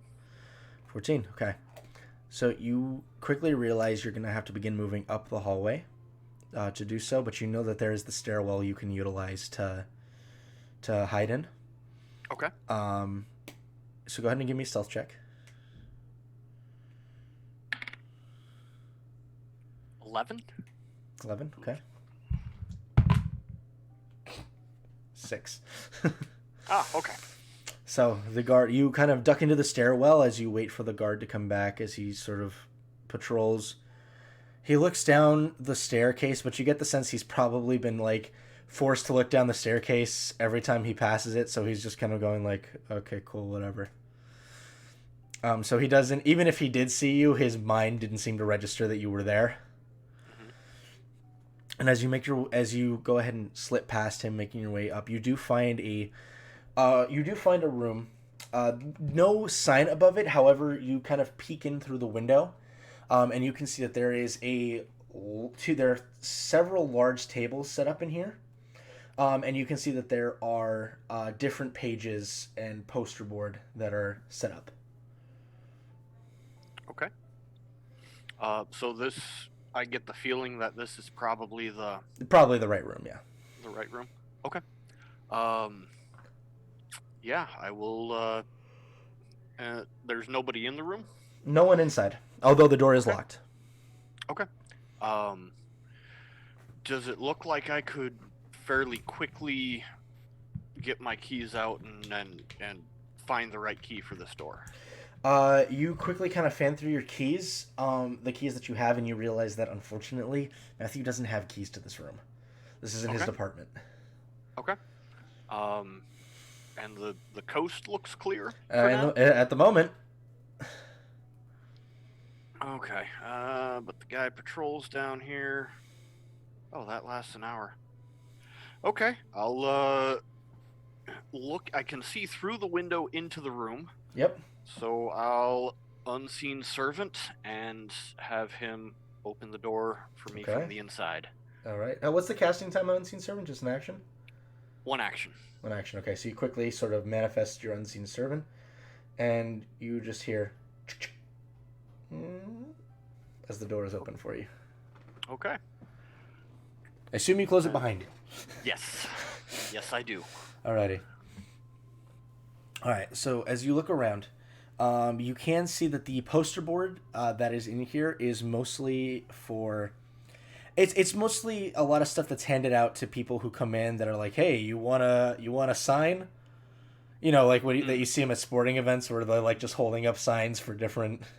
Yeah. For different teams, stuff like that. You don't necessarily support the team, but you like think the name is cool, so you're just like, woo. But you do see that there is a roster that is set up, which you quickly look over it, and you can see the different team names written on it. As well as you kind of flip the page, they've been assigned numbers. Okay. And as you kind of quickly flip through, you do see that on a different page, there appears to be these several different fights that are also numbered. Okay. Currently, your team, the Pythons, I'm going to roll a d8. Remembering them. So you guys are set to fight a saber-toothed tiger and a regular tiger. Okay. And currently, the Wanderers are set up to fight a griffin, and a hippogriff. Yeah, let's. So, who is currently set up to fight the Caldrith and the Chitons? The Caldrith and the Chitons are. Their names aren't in here. They're in my phone. Because I like to keep my notes. I like to keep my notes in separate areas just to keep myself on my feet. Mm-hmm. That would be the Ivory Conclave. Yeah, let's switch that. Let's Alrighty. Have the Conclave do the Griffin and Hippogriff, and we'll stick those other guys against them. Alrighty. Spider things seem to be the worst thing that was available, so yeah, we'll pit them against them. And just for a point of note, there are 7 teams, yours included, that are participating. Alrighty. So you take some time. It takes a little bit of time because the thing is, it's written in pen, so you're literally going to have to copy what it says. You're gonna have to duplicate it because the whole thing is written in pen. What is it Or is written it- on? That is Vellum paper? Just paper. It is a clipboard with several pages on it. Okay. Yeah. If you have minor illusion, you can use it to trace really well. Just like minor illusion, one page onto like another piece of paper. And You Yeah, can I absolutely do don't- that. Minor have illusion is amazing. Oh, he doesn't have minor illusion. Got it. Nope. All right. Um. I will say If if only you there was someone who could mimic words onto paper. can't do that. Yeah, I can. Forgery is Maybe like that an is automatic better. Kinku skill. Oh yeah, that's right. Yeah. Yeah. Are you proficient in forgery? Me? Perfect. Yeah. Are you proficient with a forgery kit? No. Okay.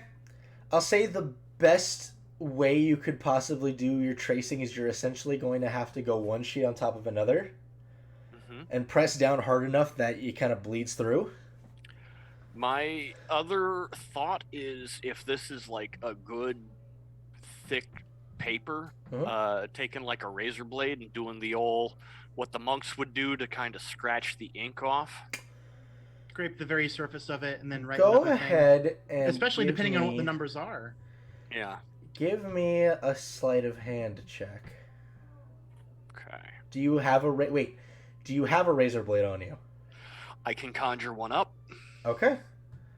Go ahead. Yeah. All right. So you conjure a razor blade. Go ahead and give me a sleight of hand check. 17. Okay.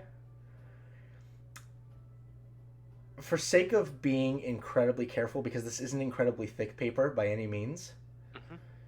it takes you the better part of I'd say the next hour, being Okay. extremely delicate with the ink. Eventually you do manage to get the numbers off, and you write in 2 and 1 to flip the numbers. Okay. Now, over the course of that hour, was I able to complete the switch so that it doesn't look like there are two teams fighting the same thing? Yes. Okay. Yes, it takes you. I'll say it takes you the full hour to do it. Okay. But that is done, and now I'd say it would have been about, like I said, around the same time. So it's about 3:30 at this point. Okay. Are you okay? Excuse me. Oh, Yeah, take your I time. No, just don't swallowed cough it up, dude. Relax.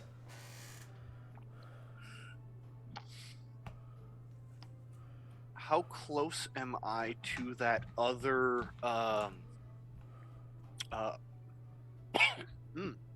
to that Dude, lady's cough it out. office? Cough it out first. I Get know, your. I thought I did. Okay.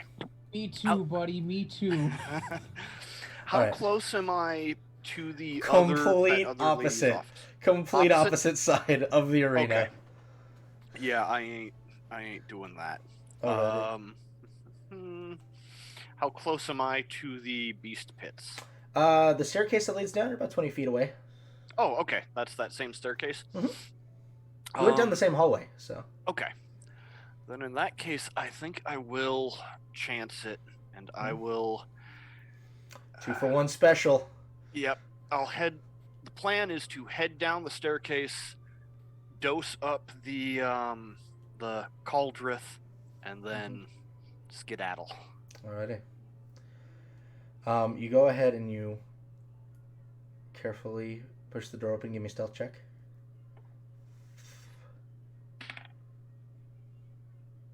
$12.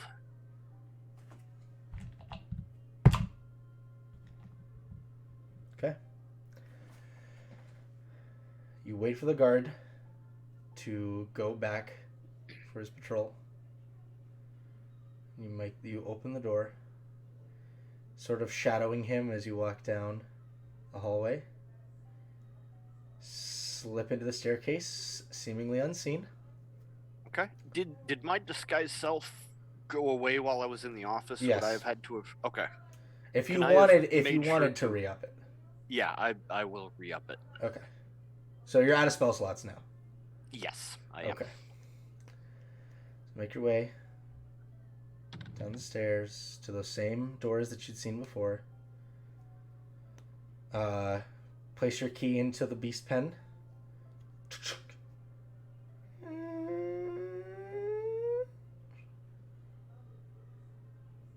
Close the door behind you. It is not lit in here. Do you have dark vision? I have. You're an elf, Yeah, right? dark vision. Yep, Okay. I'm used to elves' low light vision. All right. So, yep. So, you begin. Yeah, they got rid of that. Low light and dark vision are one and the same now. Yeah. You quietly begin making your way around the cells. You see all the animals are sleeping. I'm gonna need you to make a stealth check to not wake any of them. 20. Okay. Very carefully and quietly, you begin shifting your way across the floor of the pens, making your way past the first enclosures over to the second.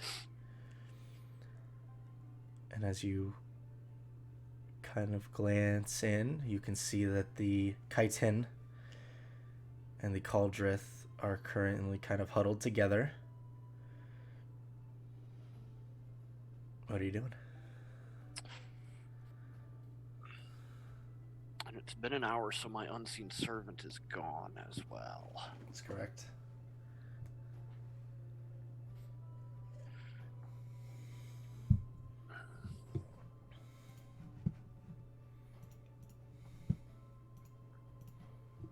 I know these are intelligent creatures, right?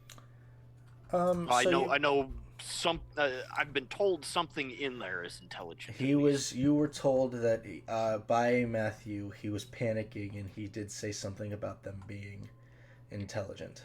Okay.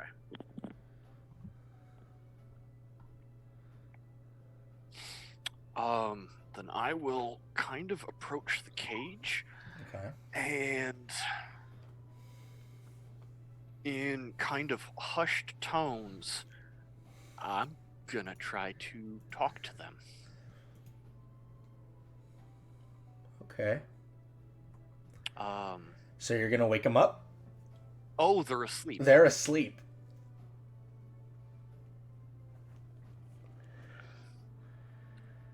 Okay. I also misunderstood that. I thought huddled Yeah. meant like awake and Yeah. huddled. But No, okay. no.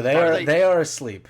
Are they asleep at the point where I could reach them with the syringe? I remind you, the entire cage is double coated. There's the inner cage and the outside is reinforced glass. You're right. Are there any openings in the cage? There are small openings where they are opened for oxygen, and there is a main entry, and there's a main door that would lead inside. Okay.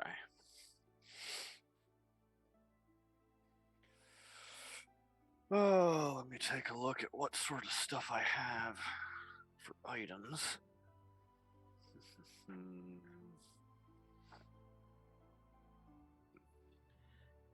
Do you have wibble wire on you? No.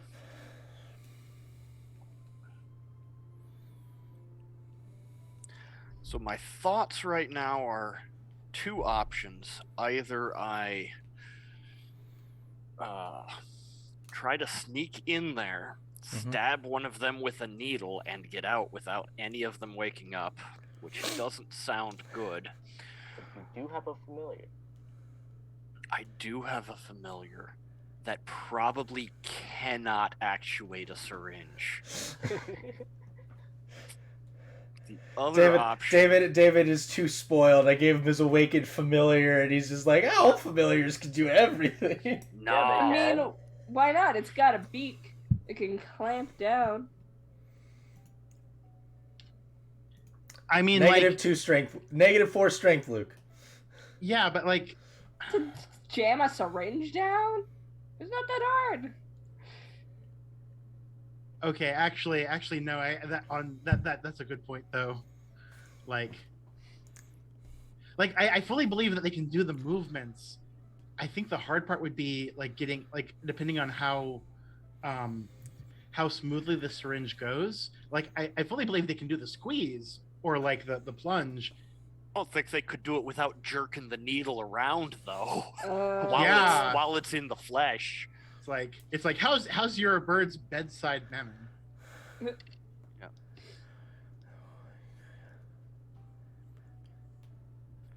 I think the way to do it, yes, would be to quietly.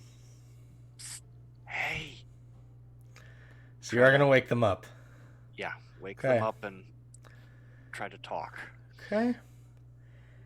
You tap on the glass quietly to wake them up, and you watch as one of the smaller creature's eyes kind of open, and you see 4 glowing yellow eyes staring at you in the darkness. It goes from like this "we were asleep" moment to someone is waking us up to "oh, we're still stuck in this cage." And you see it sort of like get this gritted teeth towards you. I want to help you.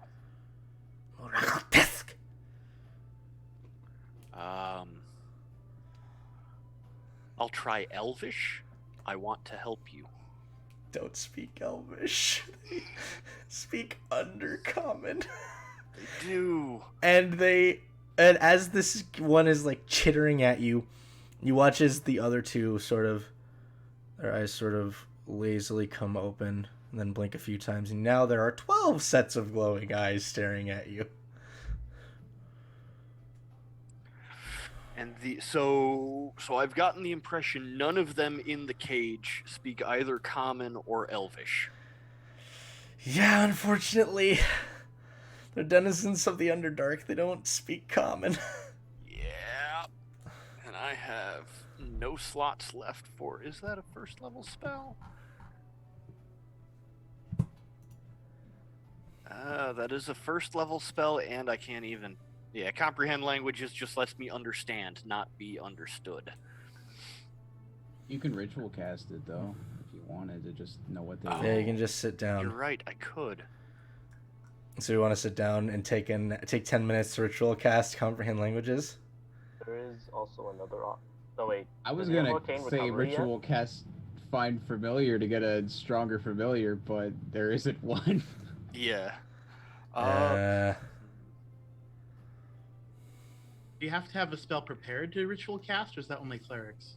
That's wizards don't yes. have to have it prepared. It doesn't have to be prepared for wizards. Only clerics need to have them prepared. So I'm not going to take the time for that because that won't help me here. Excuse me. If you have arcane recovery, you can probably spend 30 minutes, get a short break, and then get some of your spell slots back. Yeah, 10 minutes. He doesn't want to take 10 minutes for a ritual. It'd take 30 minutes for an arcane recovery. Nope, not doing that. What if he gets jumped again? I am going to...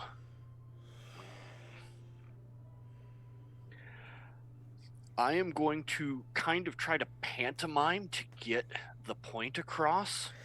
Not sure how well this would work, but sort of take out the syringe and load it with the vial.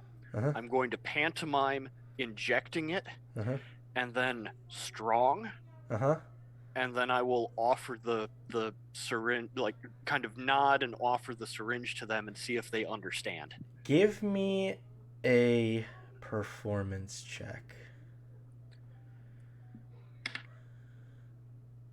20. Natural 20? No, 19 plus 1. Oh, 19 plus 1. Okay. At this point, the big one is coming awake. Okay. And as you pantomime, and you're like, you're trying to get the point across. You see it sort of skitter over.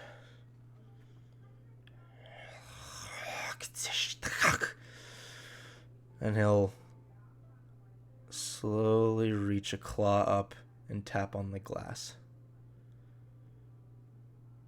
I will pantomime the same thing. There's no like torches burning or anything in here, is there? There's not. Okay.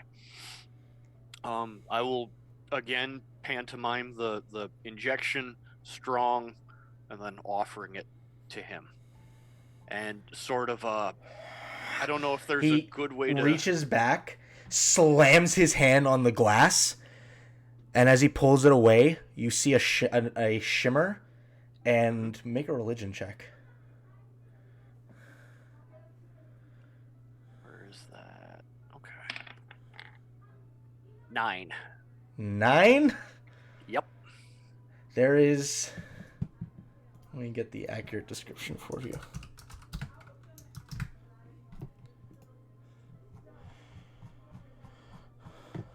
Sorry, I'm trying to find the symbol here so I can give you the most accurate description I can.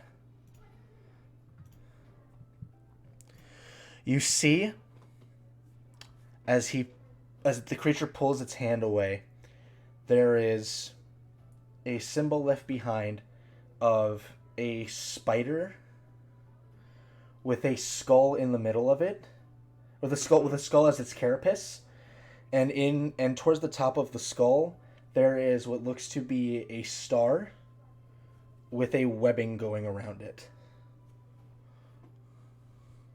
Okay. You don't recognize the symbol with a 9. No, not today. I'll just kind of look at it and kind of mimic not understanding. It looks up at the air hole. I would like you to make a charisma check at advantage because you seem to have gotten your intentions across. 18. 18. Its hand reaches and slowly points towards the air hole. Okay, I will get up there and I will try to hand it the It'll syringe. reach up with a full hand and just take it. Okay, I will give it to him. And it'll look at you. Look at the little ones. It'll slowly inject some of it into each of them. And then sit back, still holding the syringe in its hand to see. And you, as it injects, you watch as the creatures just kind of sit down for a moment. And then you start to watch as their flesh starts to kind of thrum in different areas. As they start to kind of pant heavily, you see their chests beginning to rise and fall rapidly. You see the glowing yellow eyes start to get this dark red tinge to them. And you watch as one of them reaches over, swings, slams its fist into the glass, and the glass gives a small crack. Yeah! I will... does it look like he's starting to calm down after the crack? Nope! Okay. All of them are now going ballistic on the cage. Okay. Except for the one who didn't inject himself. Okay. I will bow, and then I will try to get out of there. Alright. Mission accomplished, time to leave. As you give a bow and you start to back away, the creature looks at you with this very, very evil looking smile on its face. And it's going to cant a few words towards you. And you watch as its other hand starts to make symbols in the air. You quickly begin to realize it's casting a spell. Can I, Arcana to identify what the spell is? You don't need to. Okay. Because as it begins to finish, it beckons you to come closer. Okay. And it'll reach its hand through the hole, like just its very wrist, and it'll grab onto your wrist, and it is going to cast Sanctuary on you. Ah. And you watch as this dark, purplish black sheen begins to cover your body, and it'll pull its hand away, and it'll see the others, and even with their like angered state, they seem to still listen to the creature, and it'll yell something at them, and they'll all kind of and start kind of huddle towards the corner in a really angry state. Okay. And that's it. It'll just keep what's left in the syringe. All right, and then I will bow again and head out. All right. I made a friend. Well, let's give you one more stealth check, because you've been pretty good thus far. Give me a stealth check to try to get out of here. 20. All right. I'll say with ease you manage to, with ease and the sort of darker veil you've acquired from your friend, you manage to make your way out of the arena. It is past dawn at this point. Okay. I'm going to go back to the pub, and I have no real plans for the rest of the day. All right. And everyone else has more or less accomplished what they want to accomplish, right? Yay! Yeah. Alrighty. So, you guys all, after meandering about your day, getting what you need to get done. Ooh, excuse me. I like that I'm drinking water and yet somehow I'm still having to burp. You guys make your way to bed, relaxing, resting, and eventually, as about 7 in the morning comes, you hear the downstairs swarmed. Voices yelling and screaming, drinks being clanked together, dishes being eaten. And as you make your way down, everyone is excited. And as you make your way down, you see Garmesh will try to flag you over the swarm of people. Excuse me, over here, all of you. Come quickly, while I can still breathe. Yeah, push past Right, people yeah. and try to get them. I'm glad you all woke up so early. All right. Well, your presence is going to be needed at 8:30 at the arena. You have about an hour and a half. So they can get you prepped, and get you ready, so you can get everything prepped. I'll be with you in a minute. You watch as a human individual has been reached out, shaking his cup, and Garmesh just kind of pushes him away. Anyway, as you can see, it's a bit hectic here. I can get you something to eat if you want, but I can't guarantee it's going to come out very soon. is there any food on the on the table? There's some people eating at the bar. I was gonna try and sneakily grab someone's bread roll or something. Make a stealth check. Ooh, that's a 6. A 6? I'm going to say in the chaos, you still managed to do it. I'm going to say everyone is so distracted right now that it's like taking candy from a baby. Alright. Let's get a nibble on it. And I assume we go. Well, is anyone else trying to get any food? I am having my sweets, and you can't stop me. This is Yeah! We have our sweets. We should totally just eat Oh yeah, you sweets so we're can pumped up. you can just dine on sweets if you want to. No. We'll eat after we fight. This is a city. Surely they have street vendors selling stuff Oh, at every corner. yeah, no one stepped outside to check. That was kind of my thought. I could always get like food at the concession stand or something. Mm-hmm. All right, so you guys go ahead and you make your way outside, and as you do so, you can see that there are vendors on vendors on vendors that are just catering to the various crowds of people who have shown up for the tournament, who are excitedly grabbing meals, grabbing whatever they can. You see everyone's in high spirits today. Do we know how far it is from here to? It's about a 45-minute walk. Okay, we have like some time to grab food and eat on the way. So I will ask in these last like moments, is there anything you guys want to get accomplished? I'm going to make a hardtack and jerky sandwich. And It's very audible trying to eat it. 2 pieces of hardtack. Ouch. You're gonna break all your fucking teeth off. You're gonna crack your mask.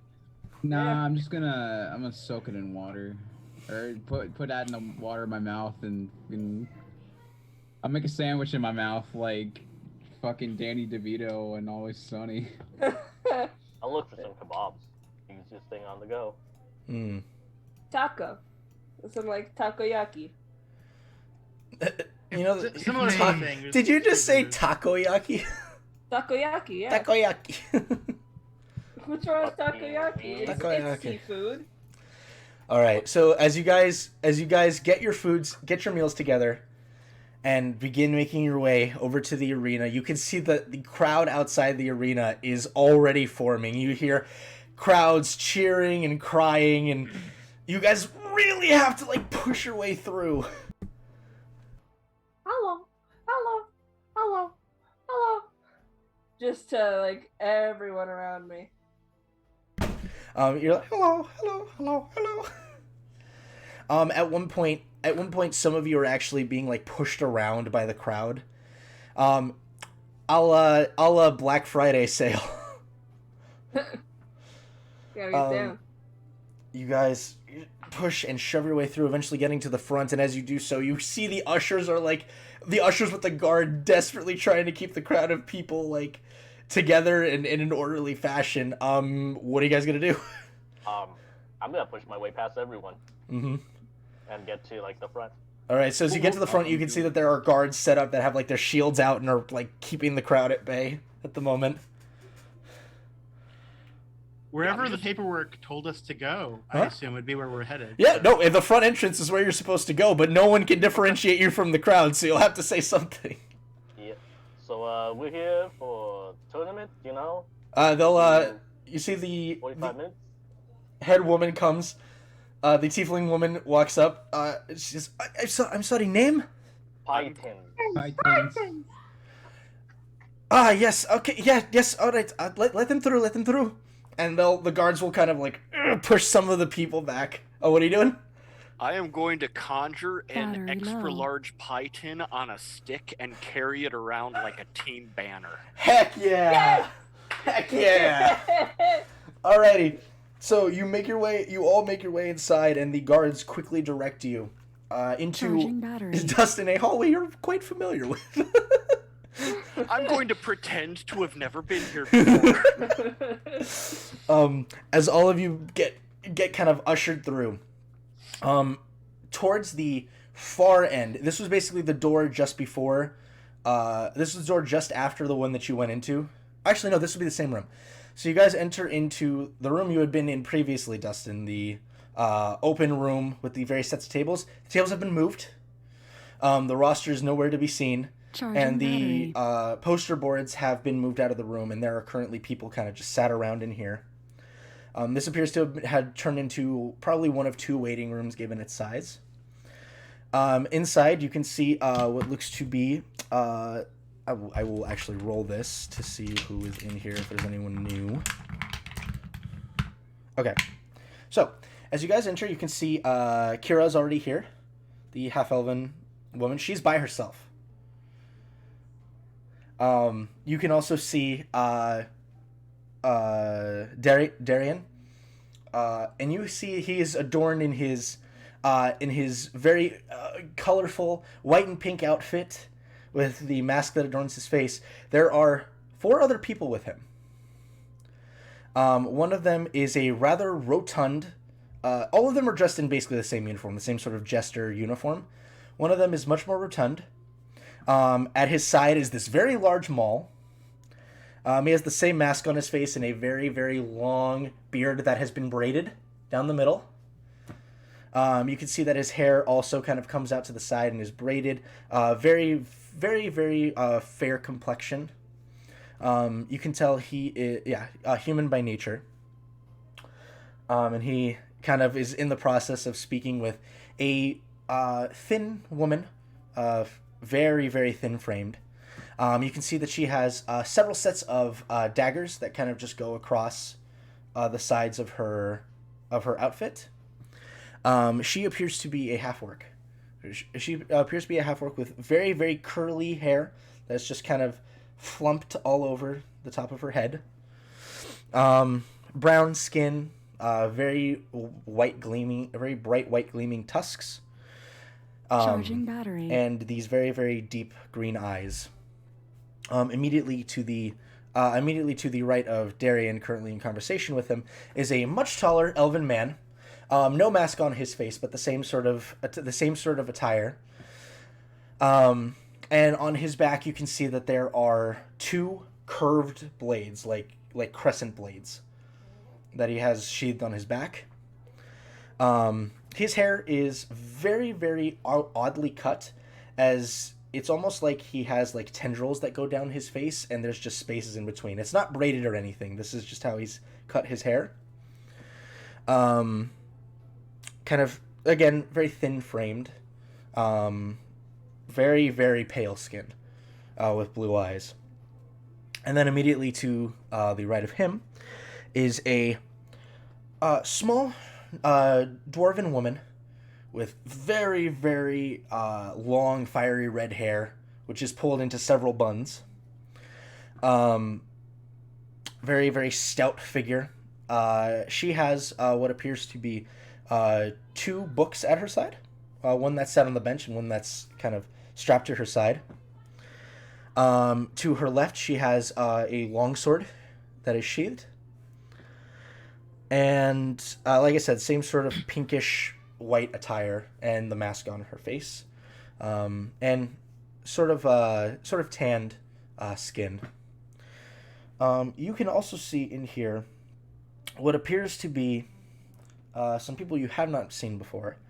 All of them are adorned in these dark blues and blacks. And on the front, sort of as a tabard, there's four of them. Sort of in the front on a tabard appears to be a face, eyes, and mouth sunk inward. And sort of like this ghostly, just locked forward eyes. All of them appear to kind of just be quietly talking amongst themselves. Two of them are dragonborn, both male. One of them red-skinned, one of them blue-skinned.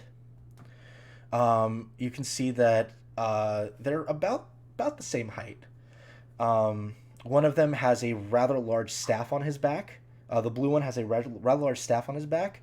The red one has this large greatsword with a chain that's wrapped around his arm. You see, sort of kind of standing a little ways away from them, but still adorned in the same outfit, a gnomish woman with this dark black, with this dark makeup that sort of runs down her eyes and down the corners of her mouth. You can see that she has this very odd. Is anyone here trained in Arcana? Boy, I hope I am. One moment. Believe so? I might not be. Like but let me check. proficient in Yes, it? I Or just am. I'm not proficient.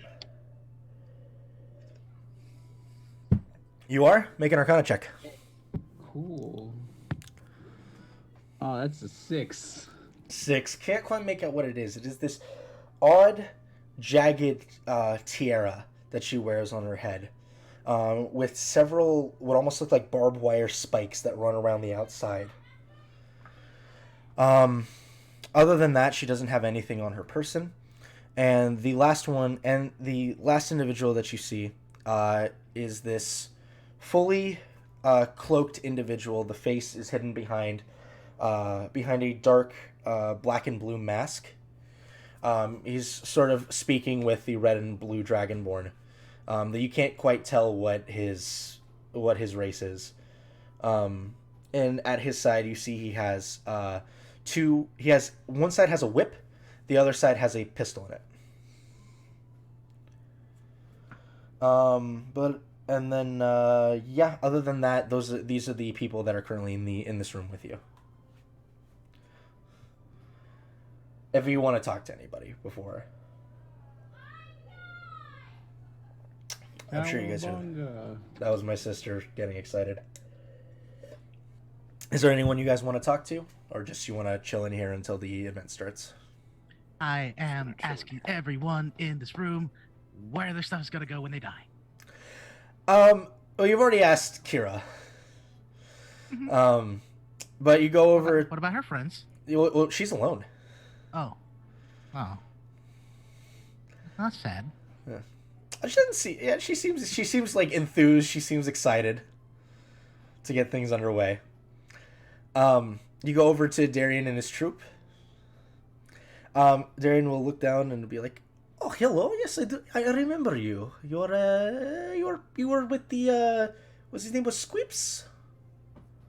Yes, the bird.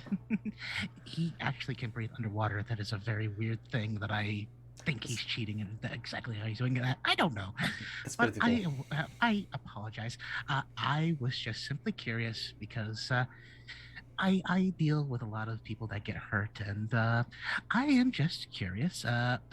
What exactly are your plans are in the event that you do die and your things need to be parsed out? Well, I don't necessarily plan on dying. No one never plans for it. Yeah, this is true. I have family that may belong. It is squared away.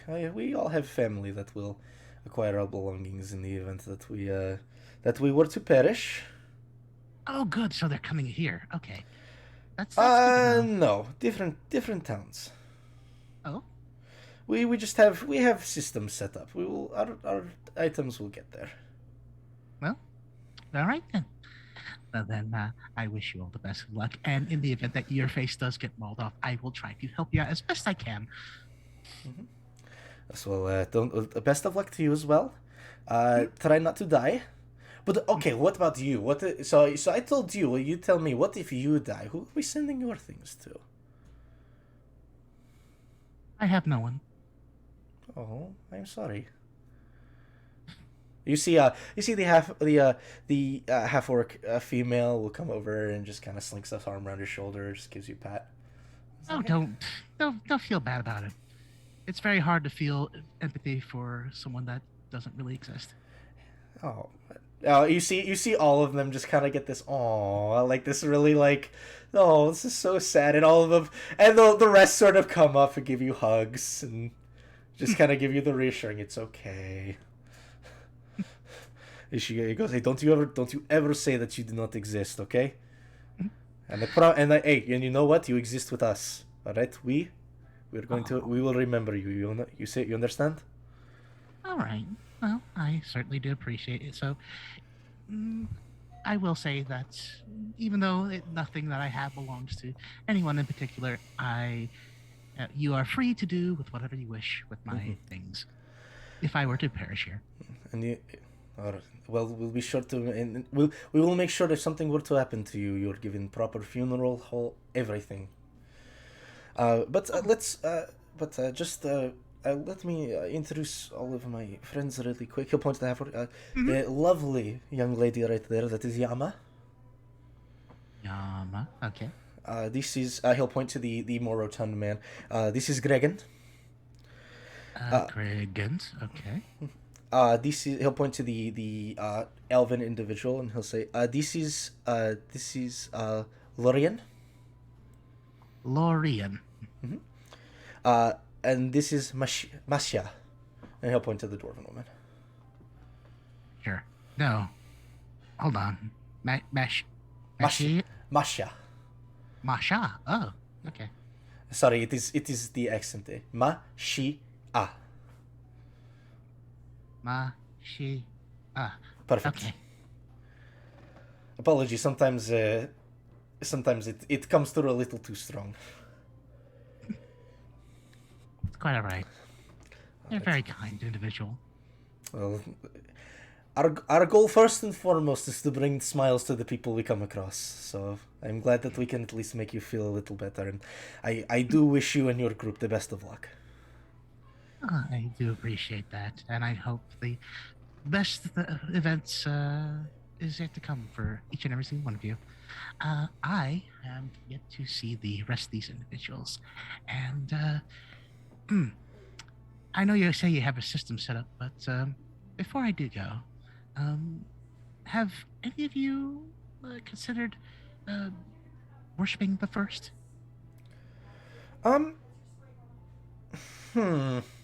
Interesting question, that one. I'm gonna make a check for each room, actually. Okay. So,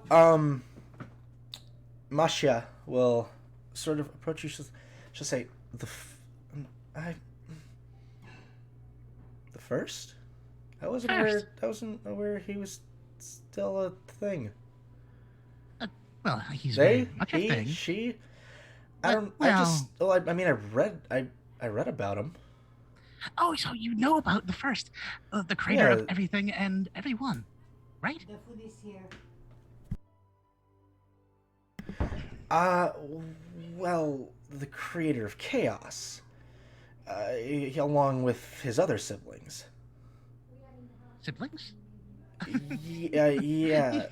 Oh, you're pulling a trick on me. No, from what is understood. Oh wait. Eric's handling some business. No, sorry, my grandma keeps poking her head in. I love her, but it's like, we're streaming. Sorry. Well, I mean, no. I guess if you've only gotten it through passing knowledge, no. The first was, at least, I don't know. I did some light reading on it. But the first is the creator of chaos, and then their sister was the second, and she was essentially the balance between him and their brother, who was the fourth. And then the third was the creator of good. You are speaking a lot of things that don't sound right. Again, I only did some light reading while we were held up, but yeah, that's I don't know. Maybe where did you hear all this? Where did you read all this? I didn't read any of it. I was learned in it. I come from a place. Actually, I'm not quite sure how far away it was. But all my knowledge comes from the spirit, the voice, the body. It is a loving community that I come from that learn about the first. I think I know what must have happened. Someone must have actually seen where we are and proceeded to get their information a little bit mixed up. So I am more than willing to teach you what the truth is. Yeah. That's you see, she kind of gives a cursory glance over to the others, who kind of are like, they're kind of like, and they seem to be interested. And she says, "Oh well, yeah, no. If you I'd definitely be down to talk with you for sure. Wherever you want to, whenever you want to. Oh, we can do it right now if you want. I can hang up all my other efforts if we need to clear up this little confusion between you and I.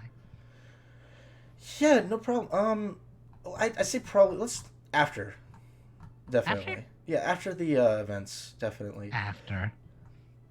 Yeah. Well, I will certainly look forward to it, unless you die, to which then that would be very unfortunate. Also, you were saying that you're from. Are you from Valaday?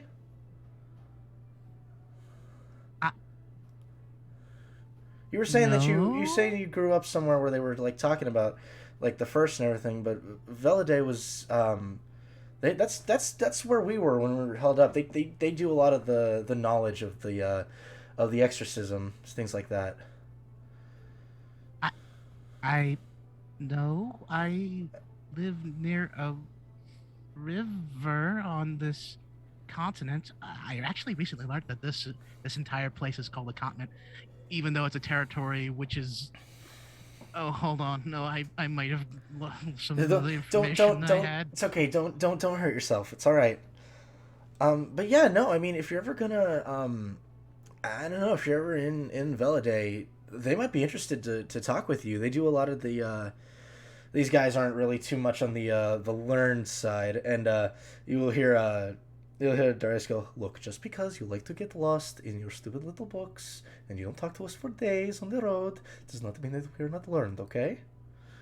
She goes, "Yeah, whatever you say." But if you're ever in Veladay, yeah, I'm sure if you have more knowledge on it, they'd be more than happy to talk with you. Oh, sure, of course. Especially if it's just really, really bad information. I wouldn't want to for anything bad to come across people not understanding what the first truly is about. All right. Well, yeah. Like I said, we can definitely talk after the event. Mm-hmm. But yeah, we still got to get ready. We got a couple more things we got to get done before we start competing. Okay. Well, if that's the case, then I will leave you to it, and I have some other peoples to talk to, especially those big lizard peoples. I will be right back. Point of note, she'll kind of whisper to you. I don't think they're really on the talkative side. They kind of we got here a little before they did. We tried talking to them. They're weird. I like weird. Weird's different. So do we, but they're a strange kind of weird. But you do you. Okay. All right, so you make your way over to these I'm assuming to the quiet individuals. Yes, to the lizard peoples, as Nay is familiar, or at least think that's the way they are. Unless I need to make a roll to make sure I know what Dragonborn are. They know, you would know what Dragonborn are. I'd say you've seen enough of them on the road with Void that you know what they are. Okay. They will say, they kind of glance at you, but barely acknowledge you at all. So you don't know where your things are going to go when you die. One of them rolls their eyes. Okay. So in the event that you do die, I just need to make sure that all your things are just, put in the casket alongside with you. I support your enthusiasm and just keeping what you have on this earth still with you, even as you go underneath the ground. All right. Good talk. All right, so you return to your group. Anyone else want to do anything? All right. So you're on mute, Luke. Yeah, I'm just gonna sit down and start kicking my feet and just say hello. Okay. To whomever. Gotcha. All right. So as you guys are sort of sat there, waiting and preparing, you will hear what sounds like the blare of horns, like trumpets, ceremonial trumpets going off, and very muffled. You can't quite make out what this guy's saying, but he's definitely hyping the crowd up. And you will just hear... Oh, hang on. Let it load. I hate Roll20. Essentially, that's it. Essentially, that's what it is. Yeah. It's just a lot of claps and cheers. And that's where we're going to go ahead and leave off the session for tonight. I'm sorry, Luke. I mean, unless you guys want to keep going, but we have been playing for 3 hours. I'm more than willing to continue, especially if it means Luke can get that combat itch scratch. Yeah, I was actually gonna say like if we actually could get like a combat in. I am fine to continue. All right. So then I guess we'll go ahead and take one more break just because I do have food here, so I'm gonna go eat really quick, and then we'll continue on. So we get a two intermission. Yeah. A 2 times intermission. All right. Making up for last week. Yeah, we will be back.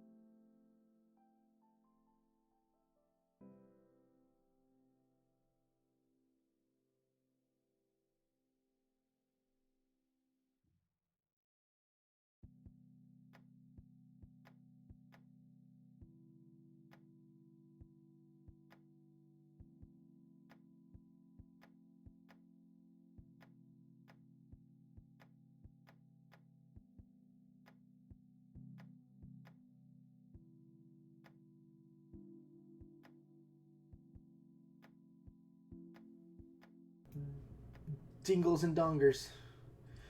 Welcome back. Oh, welcome honey. back to Falls Oh, honey, Than that's Me. every Friday night for me, honey. Hello, honey. I mean, you do have someone who could attest to it. Honey. So, sorry, we're back. Hi, how's it going? Good to see you. How have you been? How are the folks? Never mind, we don't care. So you guys are sat in this room because I prepared the head. I prepared a head for this. You guys... Oh, that's why you wanted a break, not to take a piss. No, I want to eat my. I want to eat my McDonald's. It's okay. I've got enough. I've got enough to know what to do here. So, as you guys are set up, waiting in the room, in the in between times, is anyone casting any preparation spells? Is anyone? Luke, what are you doing? I could just turn myself. I thought this was gonna be the background. Luke, we've been doing this since last year, Luke. Since the last I think this is a new feature. You're a new feature. Exactly. Towel. Anyway, is anyone casting any preparation spells? Is anyone getting things done before the fight? So, are we still? Did they just explain kind of how They haven't fights are explained going? it. They haven't Okay. explained anything yet. This is basically, Okay. you guys are in the waiting room. You're waiting to be told what's going on. I think when anyone calls us, like, as in we're going to be going to the arena immediately, like within the next minute, I would probably cast guidance pretty much solely so that if there's any amount of like needing to make a good impression that we can, I will do guidance on Belmundo. Ah, yes. Or whatever most the heck you want to charismatic apply. of the party. Hey, he's the leader we follow, right? Well, anyway, stuff. And I think I would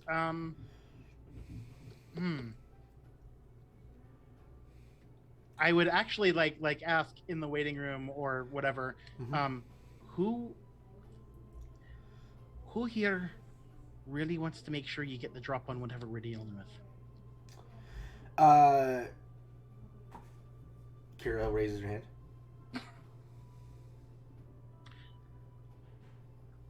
It's not cheating to like use magic or whatever, right? Hey, it's not. I mean, you're. I plan to use magic. That seems fair. Yeah, sure. And I'll actually reach over and like, can I have your hand or something? Just real brief. Sure. She'll give you her hand. Blessings be upon you. And I will give her vigilant blessing. Okay. Advantage on her initiative. All right then. Good to know. Good to know. All right. So, as you guys are kind of waiting up, you'll hear the door will open, and you will see a very, very sharply dressed tiefling woman. For most of you, the first time. For one of you, the second time. For another one, you know her well. Comes in, glasses on her face, tied back hair, as she looks down at the portrait and says, "Oh, right, well, welcome everyone. Glad to see so many people participating this year, or participating this month. Alright, a couple things that I need to go over with all of you before we get into anything. Number one, you've all read your waivers. Alright, we're serious about that. Yeah. Number two, so how this is going to work is we're going to have the roster displayed in the main arena, and we will be bringing you a smaller version in here. Basically just to say how the fights are going to go, who's going first, who's going last. From there, once you've concluded your fight, if it's a victory, you'll move on to the next round, and you will be showing up tomorrow for your next fight. Unless things go very quickly, in which case we might be able to get you in for Tsute. Secondly, if you wanted to come out and watch the fights, we do have some spectator booths set aside for arena participants. So if you, hello. So if anyone would like, if you would like to come and sit in the box, feel more than happy to. You can ask any of the ushers, and they will lead you up there. Does anybody need anything, water or snack? Can eat here too. Excellent. I would like all the snacks and drinks that you have available. I would love Can't that. do that. Very much. Can't do that. I'm afraid we have a limited supply for the arena participants. But I can get you a cookie and some water if you'd like, or different beverage. Water. All right. So she'll write that down. And you see everyone else just kind of. You see like Darian, his group. They just kind of go water. Some ask for milk. Write that down. Water. She just takes everybody's. She just takes it down for everybody, and he watches. She finishes up like getting everybody. She'll actually hand it off to one of the ushers, who will look at it and smile and nod before running off. Okay, and the last thing, we do ask if you are here to fight honorably. We are going to be keeping a very close eye on you, but sportsmanship comes first. We would ask that you please not tamper or mess with any of your fellow participants. Should we catch you doing so, you will be dismissed from the tournament, and you will be arrested and be charged a fine. Oh, so I already did a thing. I asked for a blessing for her. Should I cancel that? It would be purely beneficial. If you wish to benefit your fellow participants in some way or another, then that is absolutely fine. But okay. Nothing that will, nothing that will put them in more danger than they already are. All right, and she'll finish writing down one more thing. The roster will be in about 5 minutes, and then the first fight will be called. From there, as I said, if you wish to go and watch the fights, we can have someone take you up to the booth. And best of luck, all of you. And she'll sort of slip the pen back and leave the room, closing the door behind her. I, for one, am interested in watching the other bouts. Same. Alrighty. So, as she goes ahead, so about 5 minutes pass, and you will be brought in a smaller, basically a laminated sheet of paper that has these different fights. You guys are going fourth today. The first fight is going to be between the Ivory Conclave and the Hippogriff and Griffin.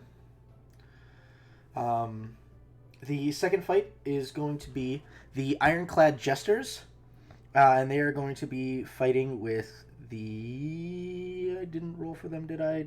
One that hasn't been done yet. They're going to be fighting against the two Giant Totes. The third is going to be the Wanderers, or the and I can't fucking name it. The Emperor Wanderers. Emperor Wanderers. Yeah, fuck me, my brain. I don't have my notes up anymore, Dustin. Okay. Oh. All right, I'm trying to do this off memory. Oh, it's how to get you. And they're going to be fighting against the Kytine and the Caldrith. And then you guys are going to be fighting your saber-toothed tigers. Kira is going to be going up against against 3 giant boars. Wait, Kira's fighting on her own? She's on her own. Yeah. Oh my. And literally there's no team name, it's just Kira. That is the team. That's the team. I am the team. And then next is the ones known as the Hollow Ones. They are going to be fighting against 2 giant constrictor snakes. And then the Dreamers are going to be fighting against... I can't read my handwriting again. 3 giant somethings. I'll look them up later. I literally have it. I literally have it right here. I literally have it right here. Like all like the. I guess I could just show it because you guys are going over it anyway. That I have says all three the giant. Oh, I can read it. It says 3 giant Tarrasques. 3 giant Tarrasques. Yeah. Yeah. 3 giant salmon. What? What would a giant Tarrasque look like? Because they're already. What would a giant Tarrasque look like? Trouble. That's you the know, evacuation warning coming. I'm just gonna. It doesn't really matter. I'm just gonna switch their fight to the spiders. That's fine. We're good. Everything's fine. I can't read anything, and there were 7 teams, 8 potential rolls, and I can read the 7th. But all right. So you guys are gonna make your way up to watch the fights. Yeah, I'm holding on to my glass of water. I'm not drinking it. I'm just holding it. Alrighty. So first things first is the Ivory Conclave. So you guys go ahead and I'll switch the music to the. So you will hear, like once again muffled. Like it's someone trying to hype up the crowd. And you will once again hear. As you guys are, huh? Not that. In the background. In the background. You guys will, as you say that you want to see it, you'll be ushered upstairs. Or you'll be ushered up a set of stairs into a overhanging booth. Whereas you kind of look out, you can see the elven woman, the fiery red hair, and her wolf are currently stood, and flanking her are two other elven individuals. One of them has 2 swords out. The other one has another bow and arrow out. And then you watch as being pulled in from the cage, or being pulled out of the cage as one of the gates on the far side open. You see this giant hippogriff and griffin that are you. I want to see who would be. What's everyone's passive perception again? 15. 14. Bad. And 12. Okay. 13. -8. So with a passive perception, Nay is really the only one who would see this. Both the hippogriff and the griffin's wings have been clipped. You can see that you've seen like birds on your travels with Void, and you know like how they're supposed to look. These ones look like they have been mangled and made so that they can't fly. Oh, that's interesting. Squeeps, can you open your wing really quick? Squeeps doesn't have a wing. Squeeps just has an arm. Yeah. Kenku don't have wings. Yeah. Squeeps is a fucking penguin. I was, for some reason, I was thinking like, okay, clearly I'll be able to see a wing, but okay. Mm-hmm. Something's wrong with their wings. You'll all hear naysayers. What's that? Their wings. There's something wrong with them. Yeah, what about 'em? I'm not quite so sure. But I don't think they're gonna go up. All of you can make any of you who want to can make a perception check on this. I'm intrigued. I'm blind. 13. 14. So worse than my 15. passive. Oh yeah, I'm sorry. Well, what everyone roll? 20. 20. Not natural. Chris, what'd you roll? 10. 10, and then Lim. You cut out. Sorry, 15. And then Badger 13. and Belmondo. 14. 14. Okay, so this would be Squeeps and Lim. You can both see that the wings on the griffin and hippogriff have been clipped. As in they've done significant damage to the flight feathers and or just like scissored off the flight feathers. Exactly. Sort of thing? Yeah.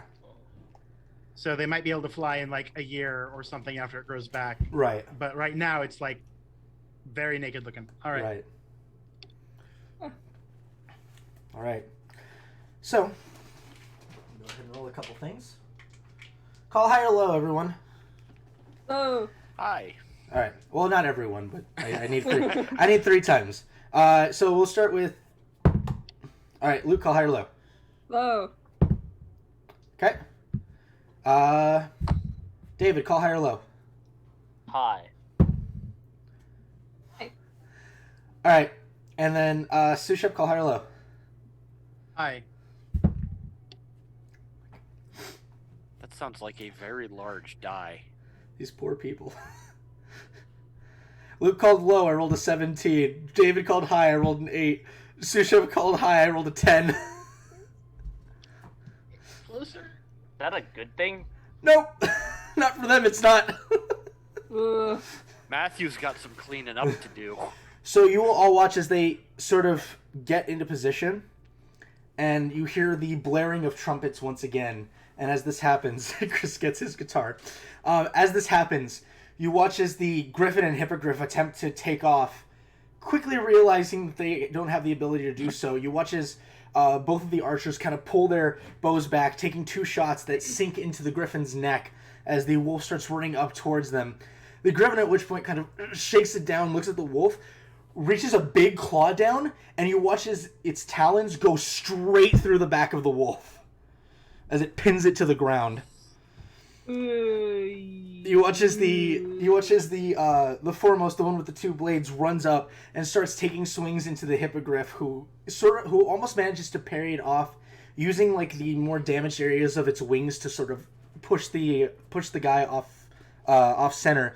And as it does so, you watch as it brings its beak back and goes straight into the guy's stomach with it, and you just see a spout of blood from the stomach. Is this to the death? For the beast it is, but for them, they look like they're taking quite a beating at this point. Ooh. And the fight barely started. Dustin, give me a high or low. Hi. Okay, I rolled high. Jordan, give me a high or low. I will also go high. Okay, and then Chris, give me a high or low. Low. 15 Dustin, 17 Jordan, 1 for Chris. I actually rolled in their favor this time. Hey. So you watch as the Hippogriff starts pulling its beak out from this man's stomach. He sort of pants for a moment, and just as it's getting its neck up, he takes one of the blades, backhanded, stabs it up through the Hippogriff's neck, coming out the other side. As he pulls it back down, takes the other blade and sinks it into the chest of the beast, and starts getting back up. You see he is panting, he is shaking, but he's still standing. At which point, as the wolf is pinned underneath it, it manages to kind of shimmy its way up, get its claws up onto the Griffin's arm,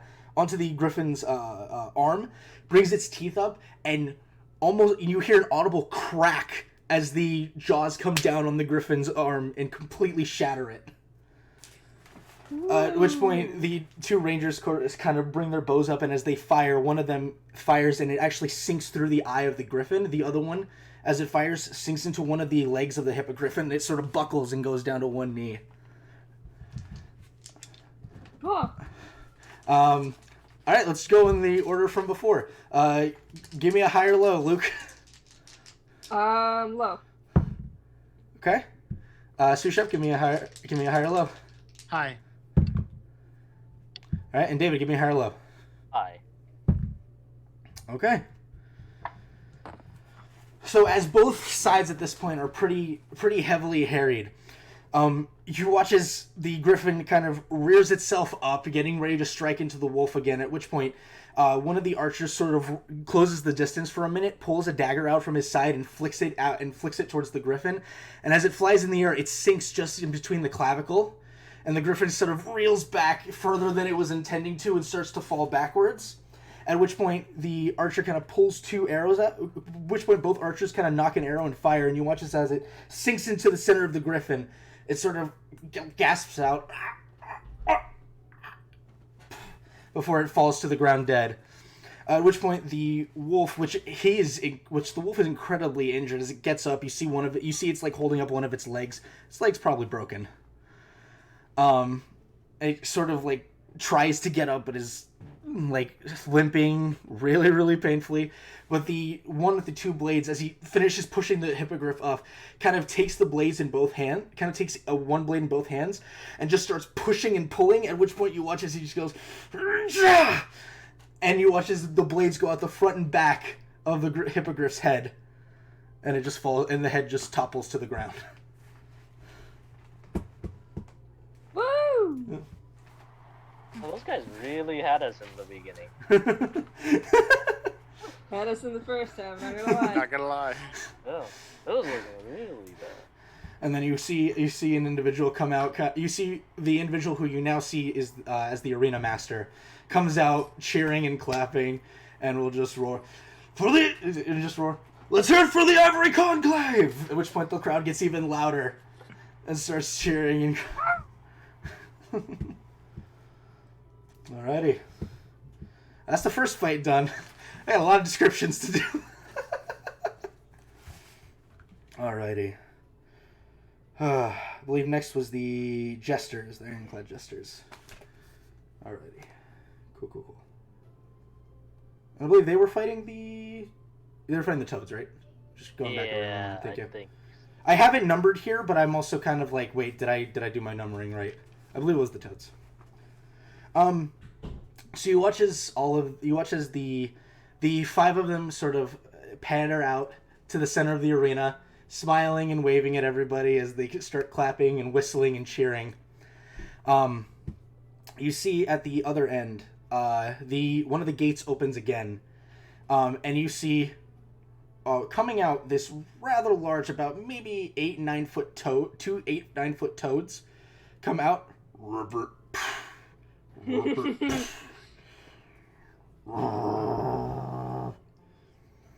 At which point everybody's like kind of looks at him and goes, "Ooh." Darian sort of reaches down to the three scimitars at his side, and you see as he sort of flicks his fingers around, there is a bit of thread that comes out from his sleeve and sort of makes its way in between the crowns at the pommel of the blades. Three scimitars. You tell me this guy has 3 curved swords? Curved swords. 3 curved swords. All right, Badger or Dustin, give me a high or low. Low. Okay. Jordan, give me a high or low. High. Okay. And then Chris, give me a high or low. High. All right. So you watch as these toads kind of lean back, give a big leap up into the air, and as they do so, you see them come right over Gregan, who sort of gets it. One of them comes over Gregan, who sort of gets his hammer ready, and as he's about to like lean on top of him, Gregan takes a big swipe upward with the maul, catching the toad right in the stomach, and you watch as it almost buckles against the maul as he punches upward, and the toad sort of bounces back about 5 feet. As the other one comes up, you watch as Darian sort of pulls his hand all the way up. That thread sort of gleams against the light that's coming into the arena as all 3 scimitars kind of just fly away from their sheaths. And he just starts kind of flourishing them through the air. And as he comes across, all of them following the same arc as the thread, just cut straight across the front of one of the toads, cutting into its blubbery flesh, where you see like kind of dribbles of fat beginning to come out. Didn't quite cut deep enough to do any serious damage, but has definitely started hacking away. You watch as Yama at this point kind of comes up to the side of one of the toad that Darian just cut across, taking out one of her blades. And as she does so, she jumps up, goes to stab, but at the last moment, the toad kind of looks at her and flicks its tongue out, smacking her like right in the chest. You see her go, and a bit of blood comes out of her mouth as she sort of falls about 10 feet away from the toad. All right. Luke, give me a high or low. Hi. Is there someone coming around peddling snacks? Or There are people coming around with snacks and drinks.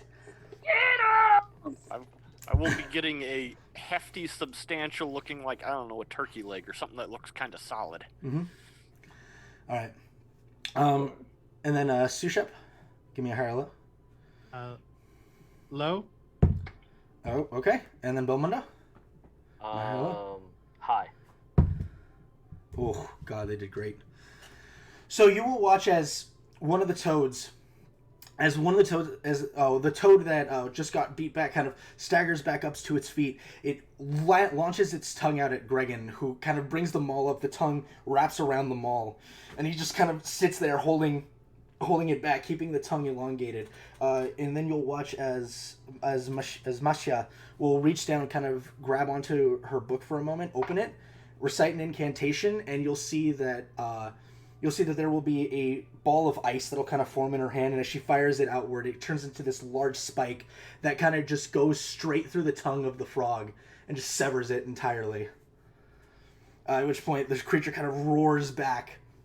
You watch as Yama and Darien both kind of regroup and start taking swings at this thing. At one point, Darien, with a flourish, kind of brings the blades up, cuts across, and as he does so, you watch as it goes straight through one of the hind legs of the frog, completely severing it. Go ahead. We're gonna go ahead and do this one more time. Highs or so high or low for Dustin. Low. Natural 1.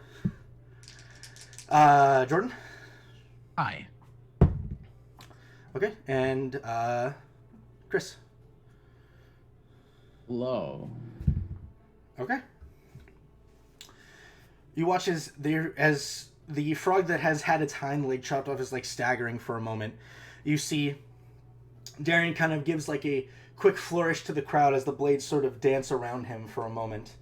Yama kind of doing the same thing. The crowd seems to roar in excitement. And as he does so, he brings the blades high about 10 feet above his head. And as he does so, he brings his hand straight down, and the blades just kind of follow that arc, cleaving straight through the skull of the giant toad.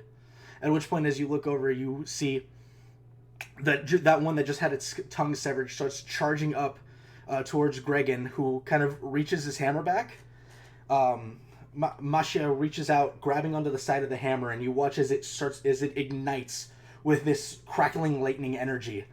And he pulls it up wide, and like Gallagher coming down on a watermelon, just leaps into the air. Wham! And you watch as sparks of lightning just go crackling across the sand as this thing's head just splatters across the ground of the arena.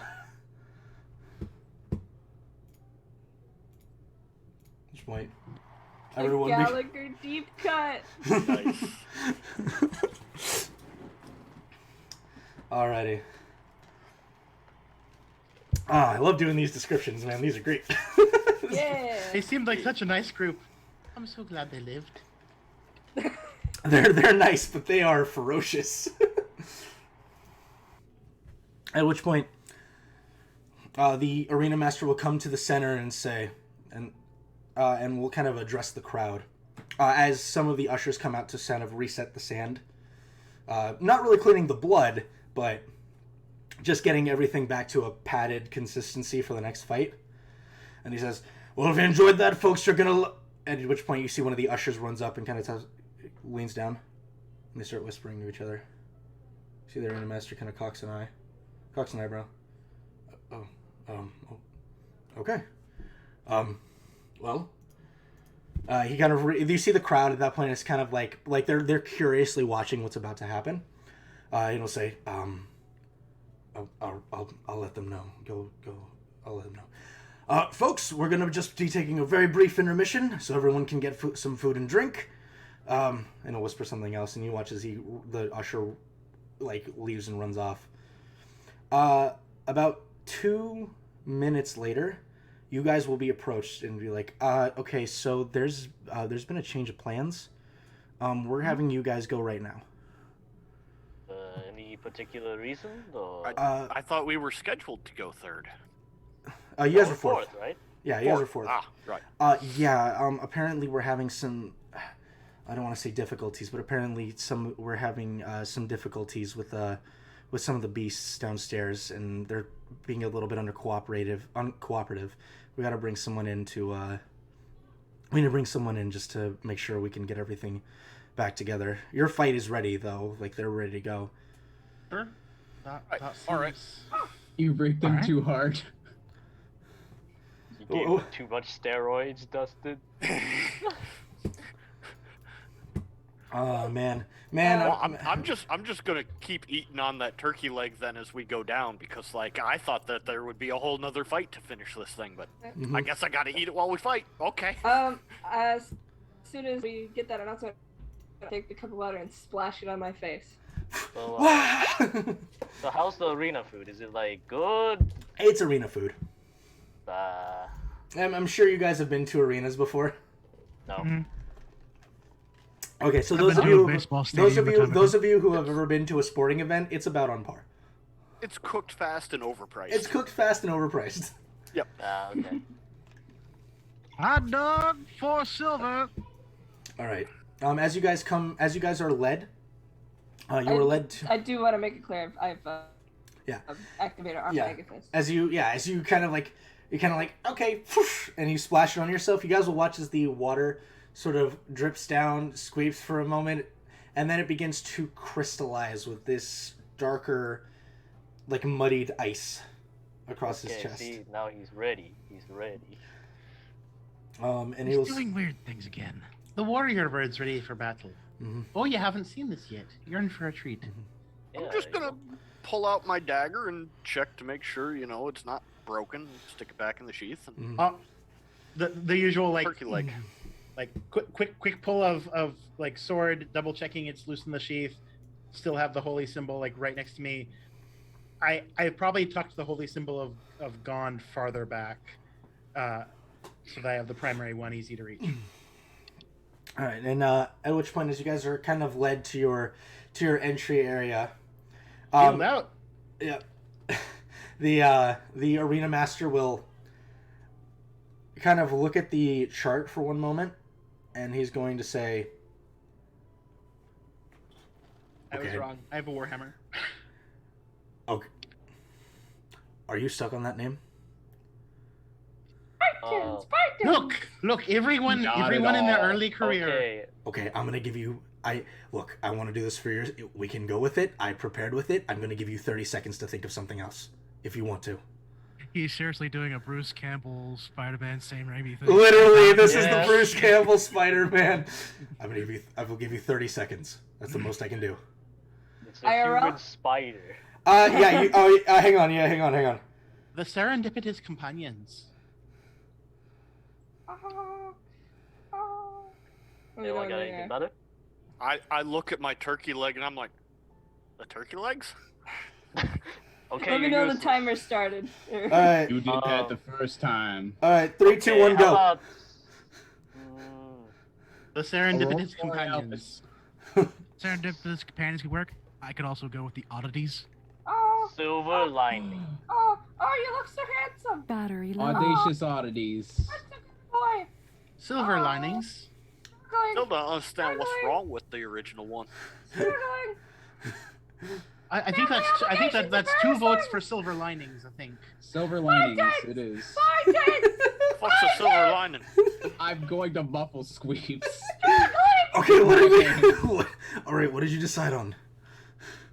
Right, we're staying with the pie tins. Let's go, guys. Right, and he will walk back out. He's giving you all the time he could. I thought we actually were going with the silver linings. Yeah, I'm down to go with it. Well, I mean, Dustin spoke for you at this point. Yeah, it was definitely going to be the first one that had their mouth open, and Dustin got it, so... We'll workshop it later. All right. Not just like say it name defines pending, us for too. any longer than this weekend, right? Ladies and gentlemen, please give a warm, boisterous welcome to the Pie Tins. At which point, everyone, even though with the ridiculous name, the crowd still. As you guys walk out, you see a lot of people. Like well over 100 people sat in the rafters, just looking down at all of you as you enter. I'm gonna try to hype up the crowd more. Like, come on, that's like nothing. Give me a Cheer more. charisma. Give me a charisma check. With Okay. guidance, because I said I was going to do it.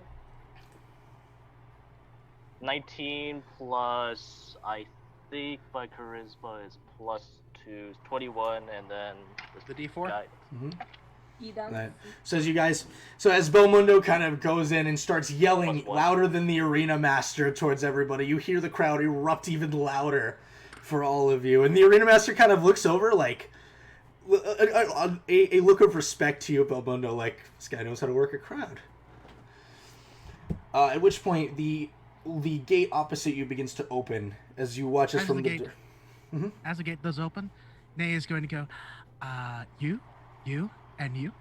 Belmundo, Void, and Badger, you now receive Bless. What does that do? Yeah, it gets added D4 to all ability checks, saving throws, and attack rolls, right? Not ability checks. Attack rolls and saving throws? D4 to... Attack roll and saving throws. It's not a one-time D4, it lasts for a minute. Ooh, that's pretty good. Yeah. At which point you watch as opposite you, there will be these gleaming a set of dark yellow eyes and a set of light blue eyes that just glow in the darkness. And can I get a marching order, please? Who's going where? Front, for obvious reasons. Where are we doing this on the grid or? Oh, I'm moving you to the battle map here in a moment. I just need a marching order. Okay. I'm towards the back. Okay. Same. Close after Belmundo. Towards the back, eating my turkey leg. Okay, so I'm probably second in. All right. And then Nay? I will be in the back. All right. 4 in the back. Got it. All right. And then I'm going to go ahead and move you guys onto the battle map. Real quick, I killed the audio. Killed the audience. Killed the audience. Aim your fireballs very well in here. I didn't ask how big the room is. I said I cast fireball. I didn't ask if you had safety barriers protecting the crowd. I said I cast These fireball. are some You're right big about ass there. tigers. All right. At which point, let me get the thing up. Hang on. It's being stupid. It's a huge fucking arena. Oh, yeah, it is. I told you guys it was big. At which point, everyone, roll initiative. For the first time as a group. Roll initiative. Yes! My initiative is the poop. Oh, right. I gotta do it incline because You it's gotta do on it Eric. in 21. And I get advantage. Thank you, Lemon. No, sorry. I No? gave it It's to Kira. Kira. Oh, I thought I already had it still. It lasts until I cast it again or it gets used. Oh, okay. I asked the group if anyone wanted it, and no one except Kira said anything, so... What are where- these I middling... can't click on my token. Yeah, where do I? I gotcha. Which color's initiative? There's no It just color. says It just says initiative in the middle. Yeah, it's where is it? It's like the top middle of your character sheet. Yeah. Click on your token. Next to your HP of my initiative. character sheet. Okay. yeah, on top of your HP. Where is that? I already added you to initiative order, though. Where'd you get the 21 from? Can I have control of token? Oh, do you not? I do not. I don't know why. Let me just make sure you're set, yeah? That's weird, because this is the exact same token. Yeah, I don't know. Huh. Okay, there you go. Try that. Does anyone else not have control of their token? I got control of mine. I have control. I clicked on it, and then I did the initiative, and it didn't count it the first time, so I'm just going with the original Wait, because initiative. I refreshed in a really weird way. Oh, there it is. I don't know. Damn, you rolled 20 on supporting And browsers. Jordan, for the moment, I'm just going to have you use the token that was originally linked to your character sheet, okay? That's okay. Yep. Alrighty. Which one of these looks like the less threatening one? Because he said there was a tiger and there was like a saber. This one looks like the least threatening. I'm killing it. But let's go. But I'm going to go ahead and roll initiative for them as well. Alright, let me move my stuff over here. Alrighty. So the tiger has a +2, so tiger has a 9. And the saber-tooth has an 18. All right. So, starting off this combat, Badger, you're up first. I am going to delay. So you're just gonna hold your action Yep. And that to that do what? lets me- To do what? So I'm not. So I'm not sure if this is different from 3.5, but I'm not readying an action. I'm. It's you know substantially where this- different, yeah. Yeah. So instead of readying an action, is delay just when like you jump in at some. to be That is, determined point to in my the initiative understanding, not a thing anymore. tree? Okay. Yeah, it's basically you're using your action to choose a specific course of action and a trigger. And that can be something like, They I get am within going range, to- and I shoot fireball, something like that. Yeah. So yeah. that's what I'm familiar with as a Yeah, readied action. it's just hold action. It's just hold action. Okay. So is hold what they're calling it now instead Well, of you can't. delayed? Well, the thing is, you get to jump in for one time, and you get to do your thing, but it doesn't put you lower in the initiative track. You're still on your turn on the initiative track. It doesn't change your okay. position. Okay, so those don't exist anymore, only readied actions like Yes, I'm that going is- to do this when this happens. Yes, exactly. Oh, okay. The Faust command. Powering on. I believe you Yeah. can still like move. You can do the move portion, and then it's like you're sort of using your 1 second, action to sorry, trigger my your fucking reaction. headphone died. Okay. No, Let me get your So you headphones, could still please. get into position, and you could have it be something like Powering after on. one of my Mic off. companions attacks Charging this battery. one, I'll hit the same one or something. Mhm. Like if you're specifying, you could be like, as soon as Squeeps hits a thing, I will hit the same thing. I see. No, I think I'm just going. That's not right. I'm just going to move then. So 5, 15, 20. Yeah, I'll move to about there. Where's the grid at? Charging battery. You're moving on the grid. Yeah. No, it's just because the sand versus the lines, it was hard to tell where the grid was Yeah, versus unfortunately, sometimes even when I align it to grid, it doesn't like to do its job. So. Yep. So I am just going to move, and then I am not going to do anything beyond that. Alrighty. Alrighty. So the Sabertooth is gonna go ahead and Charging Whoops. battery. go.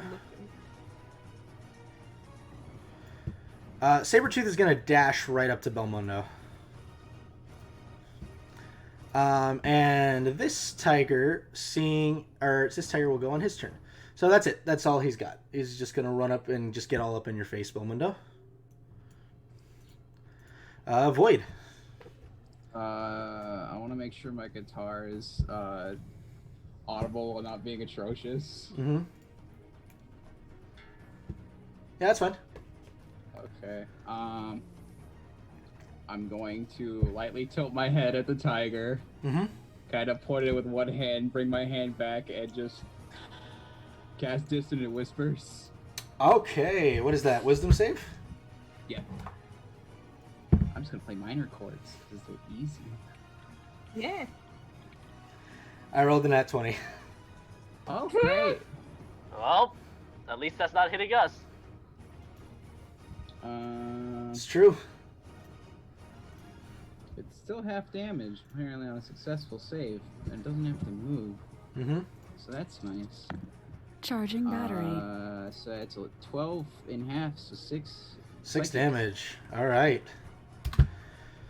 Alrighty. Nice. Anything else you want to do, Void? I have no bonus actions, so, sure. Next person. Alright, Squips. I'm a level 2 warlock. What do you think I'm gonna do? Eldritch Blast at the Sabertooth. It is in melee. It is in melee. And Not move with back. me. You got this. Oh, no, wait, you're good. You're good. Yeah. My brain was getting confused with Warhammer rolls, and I was like, wait, you're in melee, you got a penalty. Dude, its arm is like fucking Charging 15 battery. feet long, if you didn't know. No. 14? Is that it? 14 to hit. 14 will hit. Alright. That is, what's the... I didn't prepare my dice beforehand. What? 1d10. Alright, do it. So that's 8 plus my charisma modifier, 2, so that's 10 damage. 10 dabblage. Heck yeah. Okay. Alrighty. Is that your turn, Squeeps? Yep. Nay. Just gonna go ahead and hold up my hand, and a bell will sound. Toll the dead. Got the HP wrong. I'm sure 23 will hit. So 23. Well, it's not a 2 hit. Oh wait, no. It's a wisdom saving throw. Okay, yeah, that's right. I have to do some finagling because Toll the Dead is not necessarily in roll 20, so I need to. Which one are you targeting? It would be what they are engaged with. Alrighty. Yo. Sorry, everyone. Yeah, that's going to be a 13 plus 1, so 14. All right. Well, it will save then. Man, If these things recall are how it works. these things are doing really well on their wisdom saves. Jesus Christ. Yeah, like damn. For a +1, yeah. And if they are there, I will need to go ahead and. Yeah, let's just go ahead and go 15, See measure. 25. That'll be fine. It's right here. Alrighty. Alright, so this tiger is gonna go for the two that, or sorry, for the one out here that's left their herd, and is gonna dash right up to you, Nay. Oh. Oh, nay. And that's it. That's all I can do. Belmundo. I'm gonna do a spin, Mhm. like to get behind it, Mm-hmm. and I'm gonna go for a Great Weapon Master attack. Go for it. 13 plus. What's my plus? -5. Plus 1, 14, and then what was the bonus from Bless? You get a D4. Plus 4, so 18 total. 18 hits. Go ahead and roll damage. Okay, so Great Weapon Master adds plus 10 to it, I believe. Uh-huh. Okay, so 2d6, 5 plus 10, so 15 plus 4, 19 damage total. 19 points of damage. Nice. So as you come back with the blade, as it's turning around to meet you, you take the blade and hack straight into its side, and you take a good chunk of flesh off of it. But it is still hardy, and it is still standing as it flips around to you and starts growling. Is that your turn? Yeah, that's it. Lem. Shield up and Warhammer out, and she's actually going to murmur in Elvish. There are some fights that you wish you had never had to enter, and I would like it to make a intelligence saving throw. What are you casting? I'm doing Mind Sliver. That's a 2. That's an excellent 2 then. All right. So it takes 6 points of psychic damage. Oof. And it has to make so the next time it has to make like a save before the end of my next turn. Uh-huh. It gets a negative 1d4. Cool. All on right that then. save. And that's I have Which no one idea. was that against? The white one? The white one. The I white assume. one. I have no idea if flanking is useful or not for Belmundo, so I'm going to get over some flanking it. Okay, I'll sounds move good. toward it. Badger. Alright, so I'm gonna come 5, 10, 15, 20, 25, 30. Okay. And then I am going to throw my chicken leg at a line like this, and as part of that, I'm going to cast Catapult. So catapult, I think, can only affect one creature. If he passes his save and dodges it, it continues on until it either hits something or runs out of distance. Gotcha. Okay. Ooh, that's interesting. All right. So for the tiger, He needs a dex save of 13. 12 plus 2, so he makes it. Okay. And then Sabretooth, even better, 17 plus 2. In the Sabretooth at a -2 to his next save? 17 plus 2 is 19, minus a d4 wouldn't matter, but I'll Okay. roll a d4. Here, your DC's 13, right? Oh, yep. Alright, so, I mean, I'll roll the Mind Sliver if you want, but, No, that's alright. It's true. It's like, not gonna matter. yeah. Yep. If it doesn't matter, it doesn't matter. Yeah. So both of them kind of seeing you go out to the side, both kind of just leap off to the side, kind of leaving a trail in the sand as the leg just... As the chicken leg just kind of lands, like, fucking here. Mm-hmm. Okay. Alrighty, is that your turn? Yep. Alright, fantastic. Belmundo.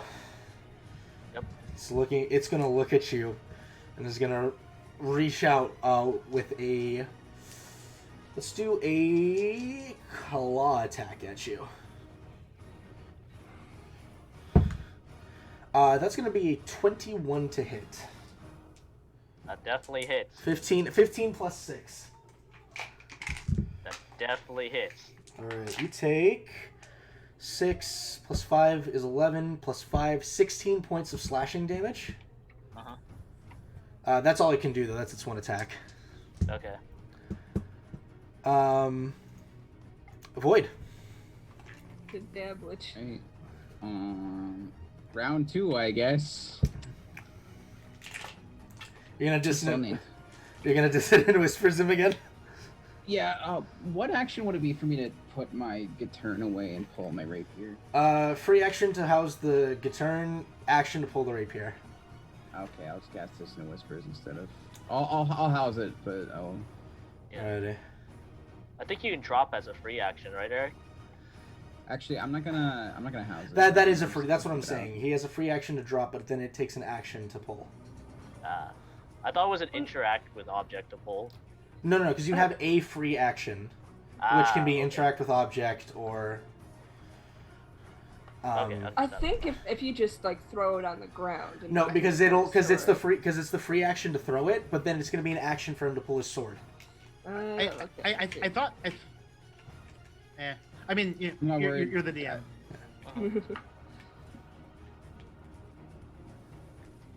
Alright. Cause it What did grief. it roll? Roll small Alright. numbers. Small numbers. Nap. You gotta be kidding me. Alright. Was that a nat 20 just for? Yep. Wow. I am grateful that was on a save and not on an attack. Oh my god. 5. I mean, it's 10 total, but 5 damage. To which one? The one that Belmundo's on. Alrighty. Gotta get my- I want to scream.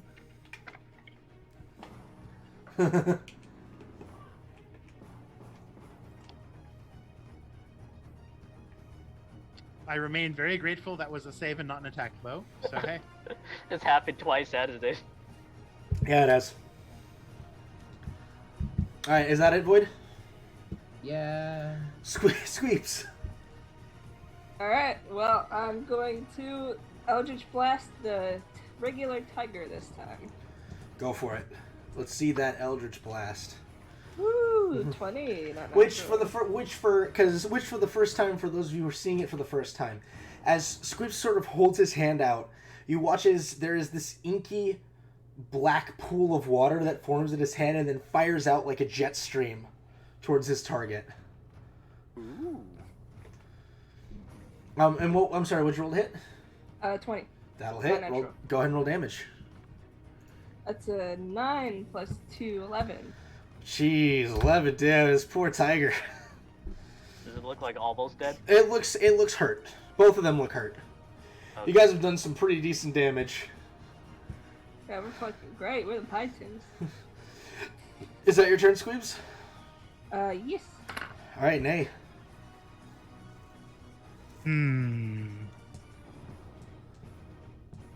There's probably definitely going to be a moment of panic, and she will slap, although not in the way that I think that she intends to. So 9 Nay, will probably whiff.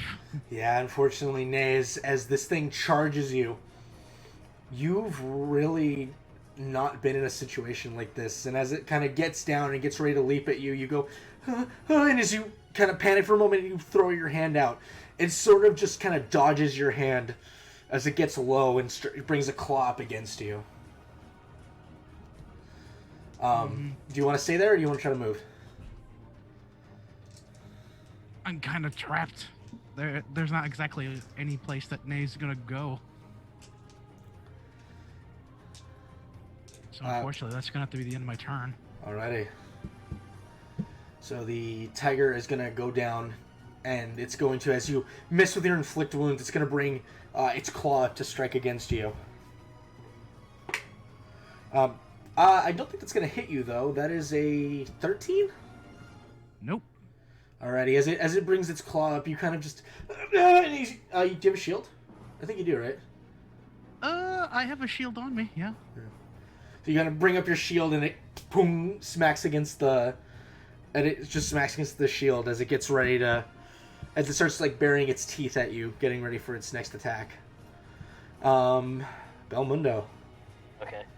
Great Weapon Master. Oh, thank God I got advantage on that. Natural 1 and a 14. That'll hit. Go ahead and roll damage. Yeah, so that'll hit, so 6 plus 10 plus how much was it again?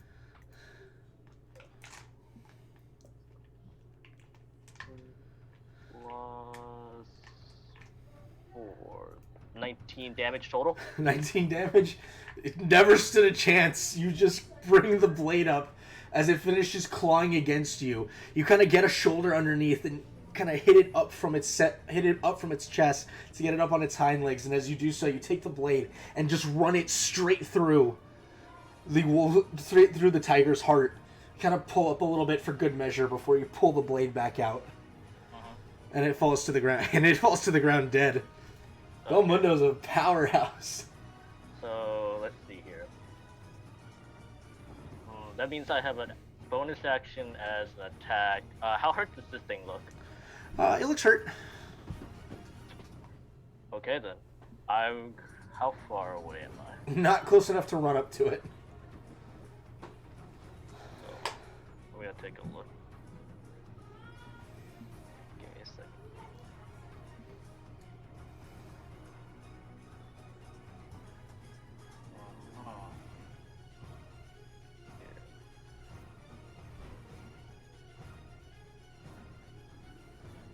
So, bonus action of attack.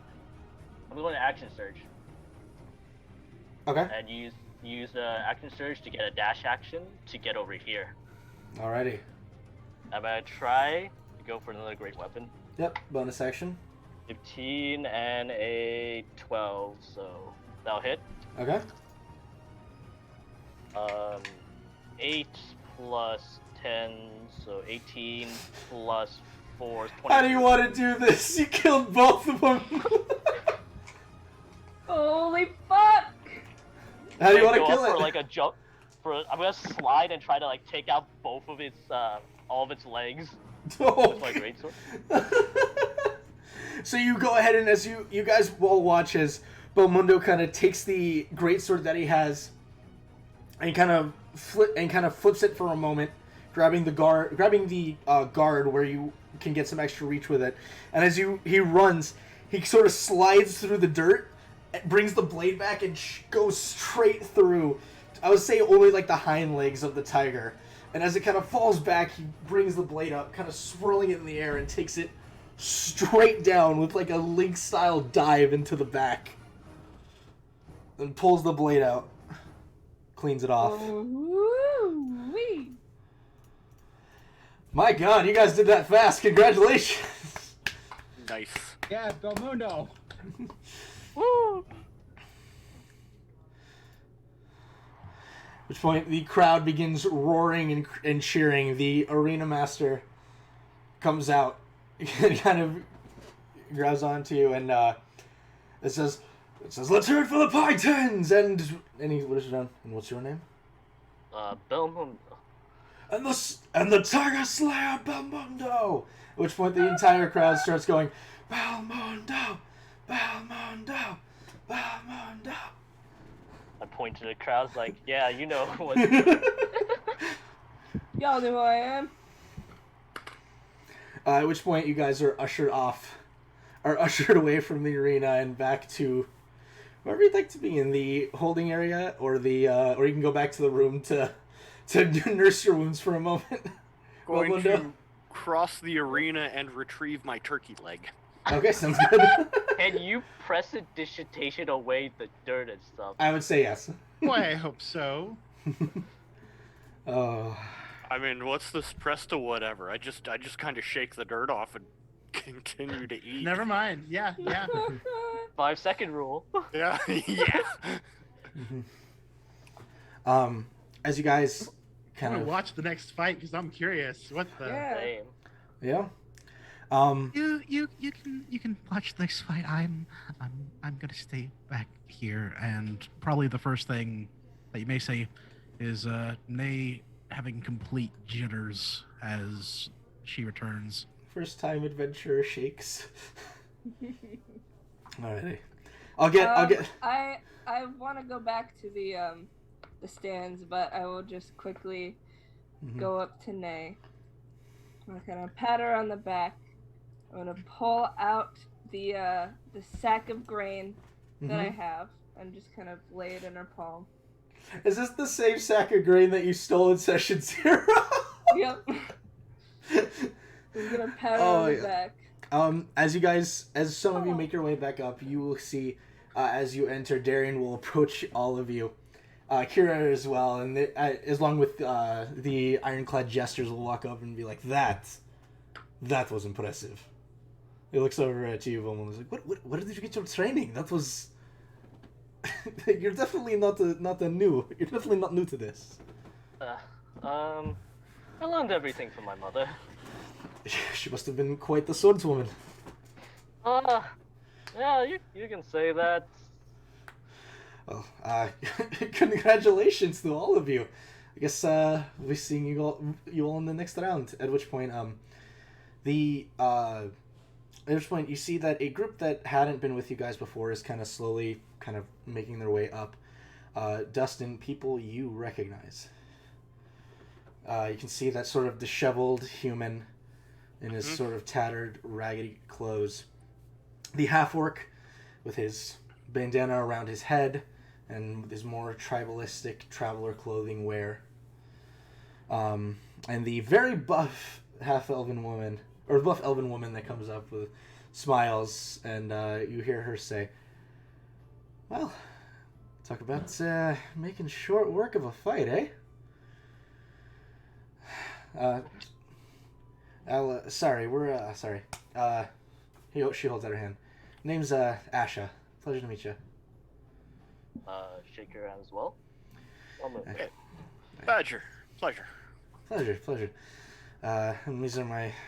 He didn't talk too much. Points to the disheveled one who's kind of just rubbing his side, not really talking to anybody. Senri points up.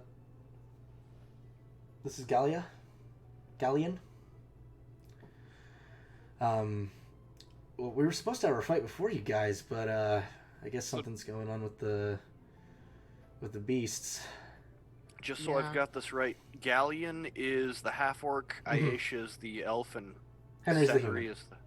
Henry. What's that? It's just Henry. Oh, Henry, not Yeah, his Senri. name's just Henry. Okay. Yeah. Henry.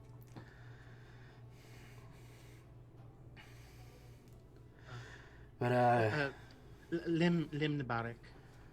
pleasure. A lot of people call me Lem. It's easier, I understand. Pleasure. So from what you can see, most of them are dressed. The woman. I keep saying half elf. She's an elf. The elven woman has a on her right bicep, kind of going down to her elbow. She has a tattoo of this large winged serpent that sort of worms its way down. It looks to be make a religion check. Anybody who would like to? Yeah. Religion, eh? Me. Is this taking place in the spectators box or no? Yeah, it's in the spectators box, unfortunately. All right, then I would not participate. I can't 18. read. Okay. Oh, just 16. Okay. Also 18. 13. The serpent appears to be that of a coatl. From what those of you understand, I'd say this would be whoever rolled an 18. It is a angelic being. Typically resides within the high heavens. And the tattoo itself is incredibly beautifully designed. She kind of adjusts her arm, kind of stretches back. Badger, you can see. I was just gonna ask if You can see something that stands out to you. Okay. But just for a moment, as she's just kind of moving her arms forward and backwards, it just catches the light in just such a way. Is it something I recognize? Something very similar to the tattoo you have. Okay, but I don't recognize the specifics of it. It's the same. It's intended as the same purpose as what your tattoo's for. Right. Okay. And it is the same household. Oh, as mine. Mm-hmm. Okay. You recall when you first got your mission, you were told that these people had basically done something against the house. They were former employees that had done something against the house. Okay. But as you guys as you guys are kind of talking, you'll see one of the ushers comes up, whispers to Kira, and she goes, "Oh, now they're not. They're still waiting. I mean, I can wait." And they would go, and they go, "No. Things are almost settled downstairs. We just want to keep everything moving." She goes, "All right, well, wish me luck." She'll kind of you see she's actually starting to like get a little jittery for the first time since you've met her. All right, and she's gonna go ahead and take the jacket off, and she's gonna tie it around her waist. Don't worry, you've got this. If you do badly, people will wish the best for you next time, and if you do really well, everyone's gonna be super impressed. You got this. Let's hope for the super impressed part. She will make her way out. At which point, you will hear the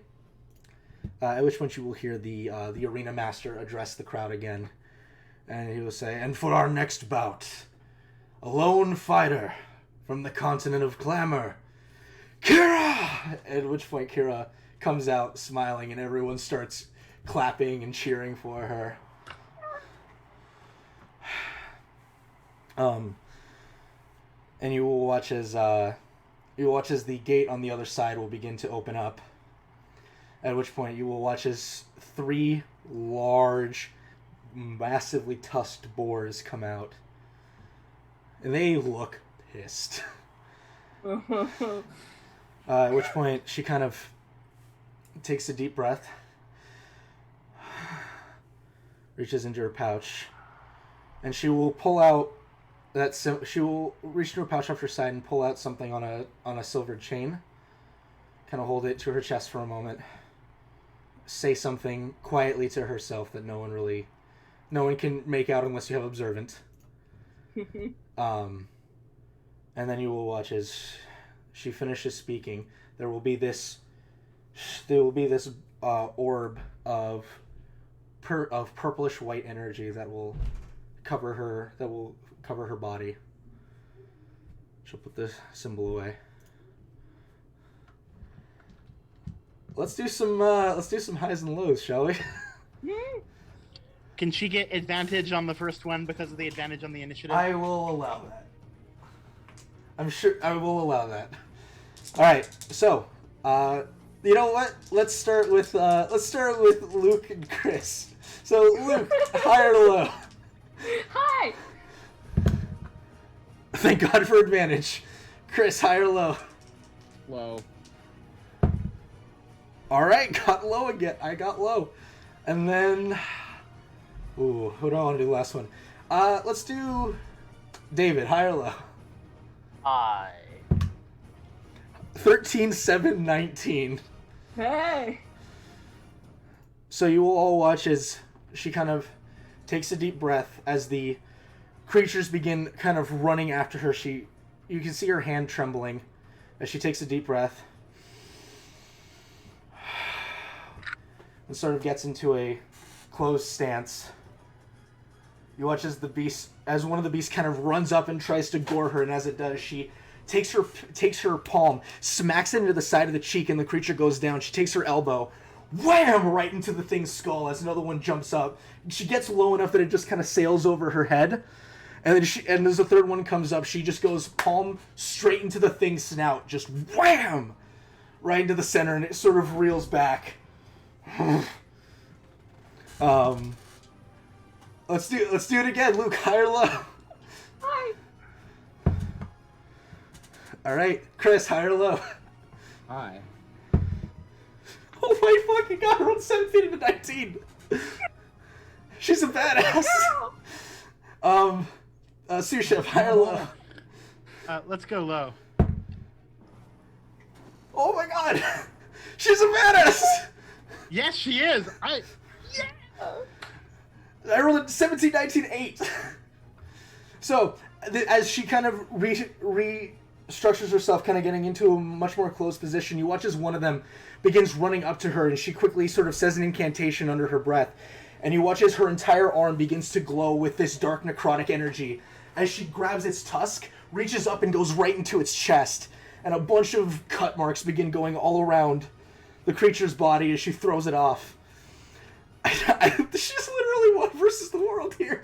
The other one kind of runs up. One of them actually manages to kind of gore her a bit, getting her in the side. But as it does so, she takes her elbow, pulls it closer, goes down and snaps the tusk off of the creature and pulls it out, takes it, stabs it into the thing's head. The last one kind of runs up behind her and in a very Matrix-esque moment kind of just goes down and flips over the thing. Let's do last time, see if anything changes. Luke, high or low? Whoa! Okay, I rolled high, unfortunately. Chris, high or low? Low. I got low. Jordan, high or low? Hi. Oh my gosh. Okay. So as she kind of takes a moment, looking back at the one that has its tusk in its head, she kind of brings her fist in, cracks the tusk down, and it actually goes straight through the thing's head, and it falls to the ground. But as she's doing so, and she's kind of recovering from that, one of them comes up from the back, gets her in about the lower back, and you watch as the tusk actually goes all the way through her back and out the front, and she sort of coughs up blood as some of it begins pulling down the side of her at the side of her leg. She reaches back.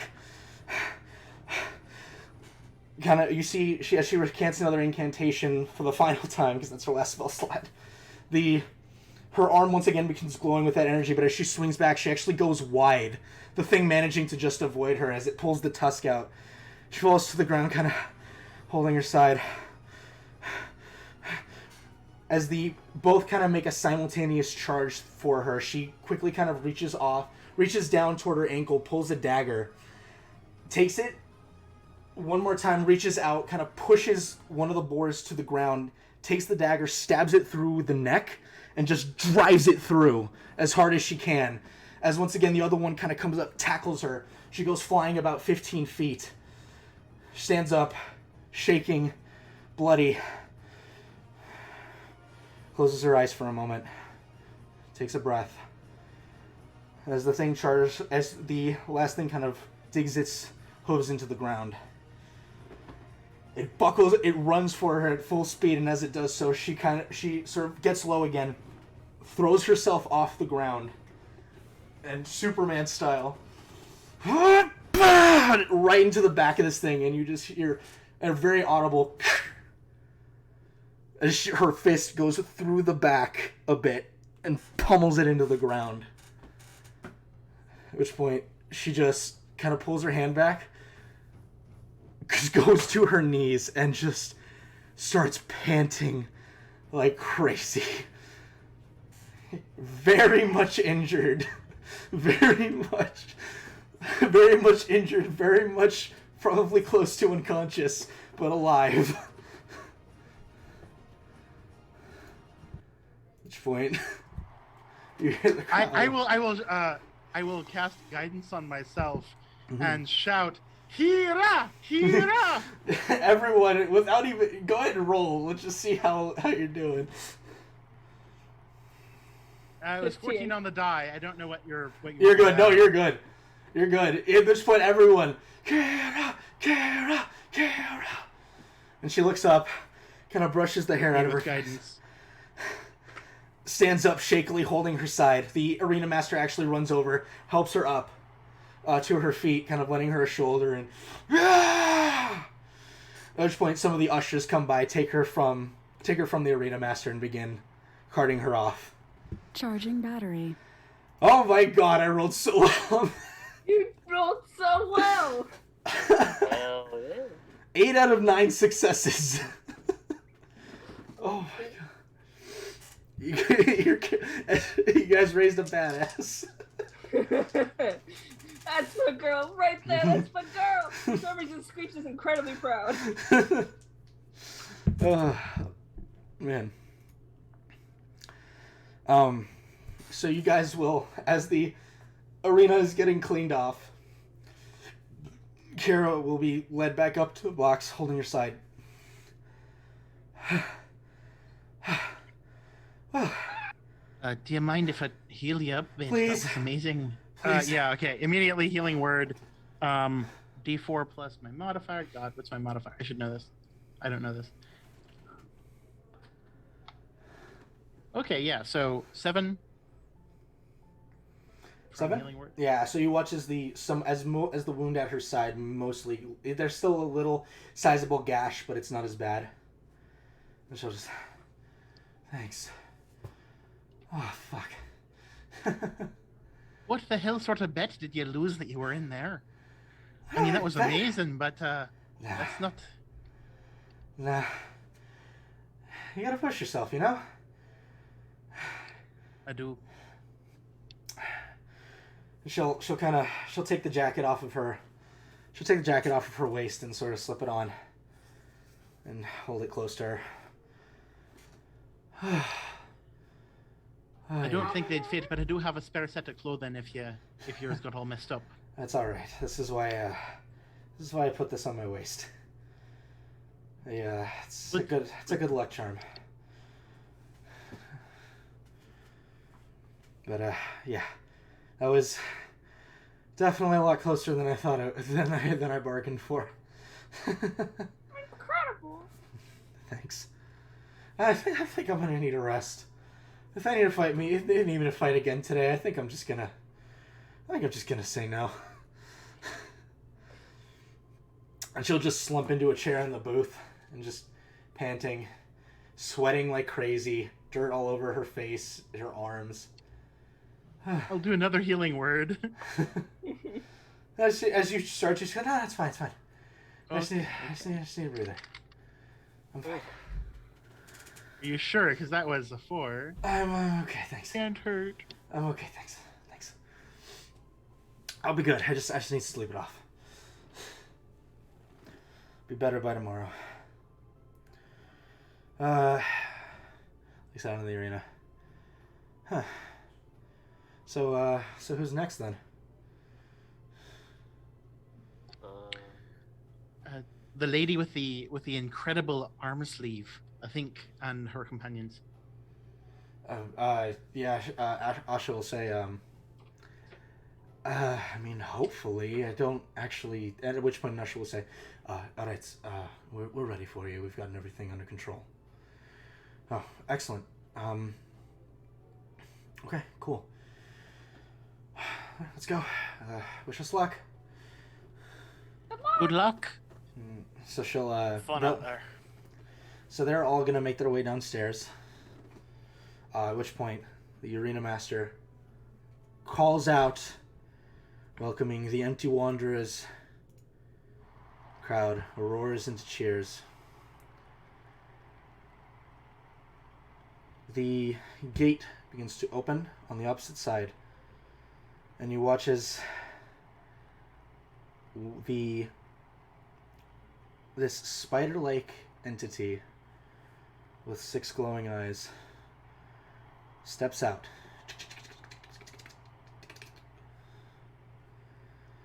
Slowly onto the field, and you see around his neck there is some sort of collar, this metal collar. At which point you see, I'll just kind of put on the ambience back on. At which point you see these 3 smaller, also spider-like creatures kind of follow up behind it, each of them with collars around their necks. Did they have these collars on last time I saw them? They did not.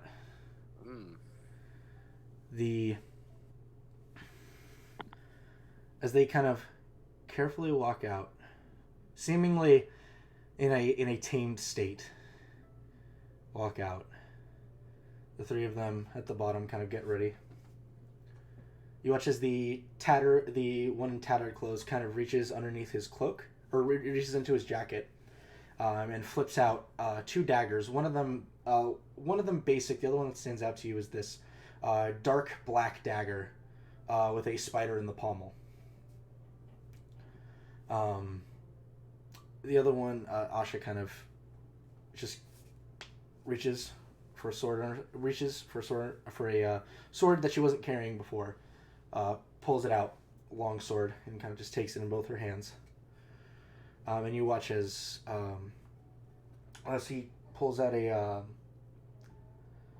this very odd looking skull. You can see that there are several runic carvings going through it. He kind of just holds it in his hands. You watch as the collars come off and fall to the ground. At which point, the 3 smaller creatures begin frothing at the mouth. And start charging them across the field. The bigger one stays completely stationary, just watching the 3 little ones run off towards them. Let's call high or low. Dustin, high or low? Low. Okay. Squeeps, high or low? Or Hi. sorry, Luke. No, Squeeps. Squeeps, you specifically. Squeeps. Hi. All right, Long. Chris. Hi. Okay.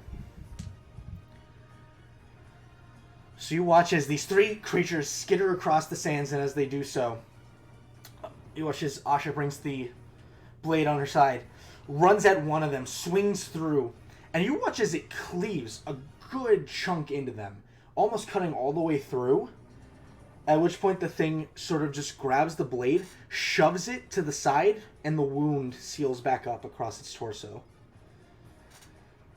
It reaches up towards her. You see it reach up towards her, grabs into her eye socket, and rips her eye out.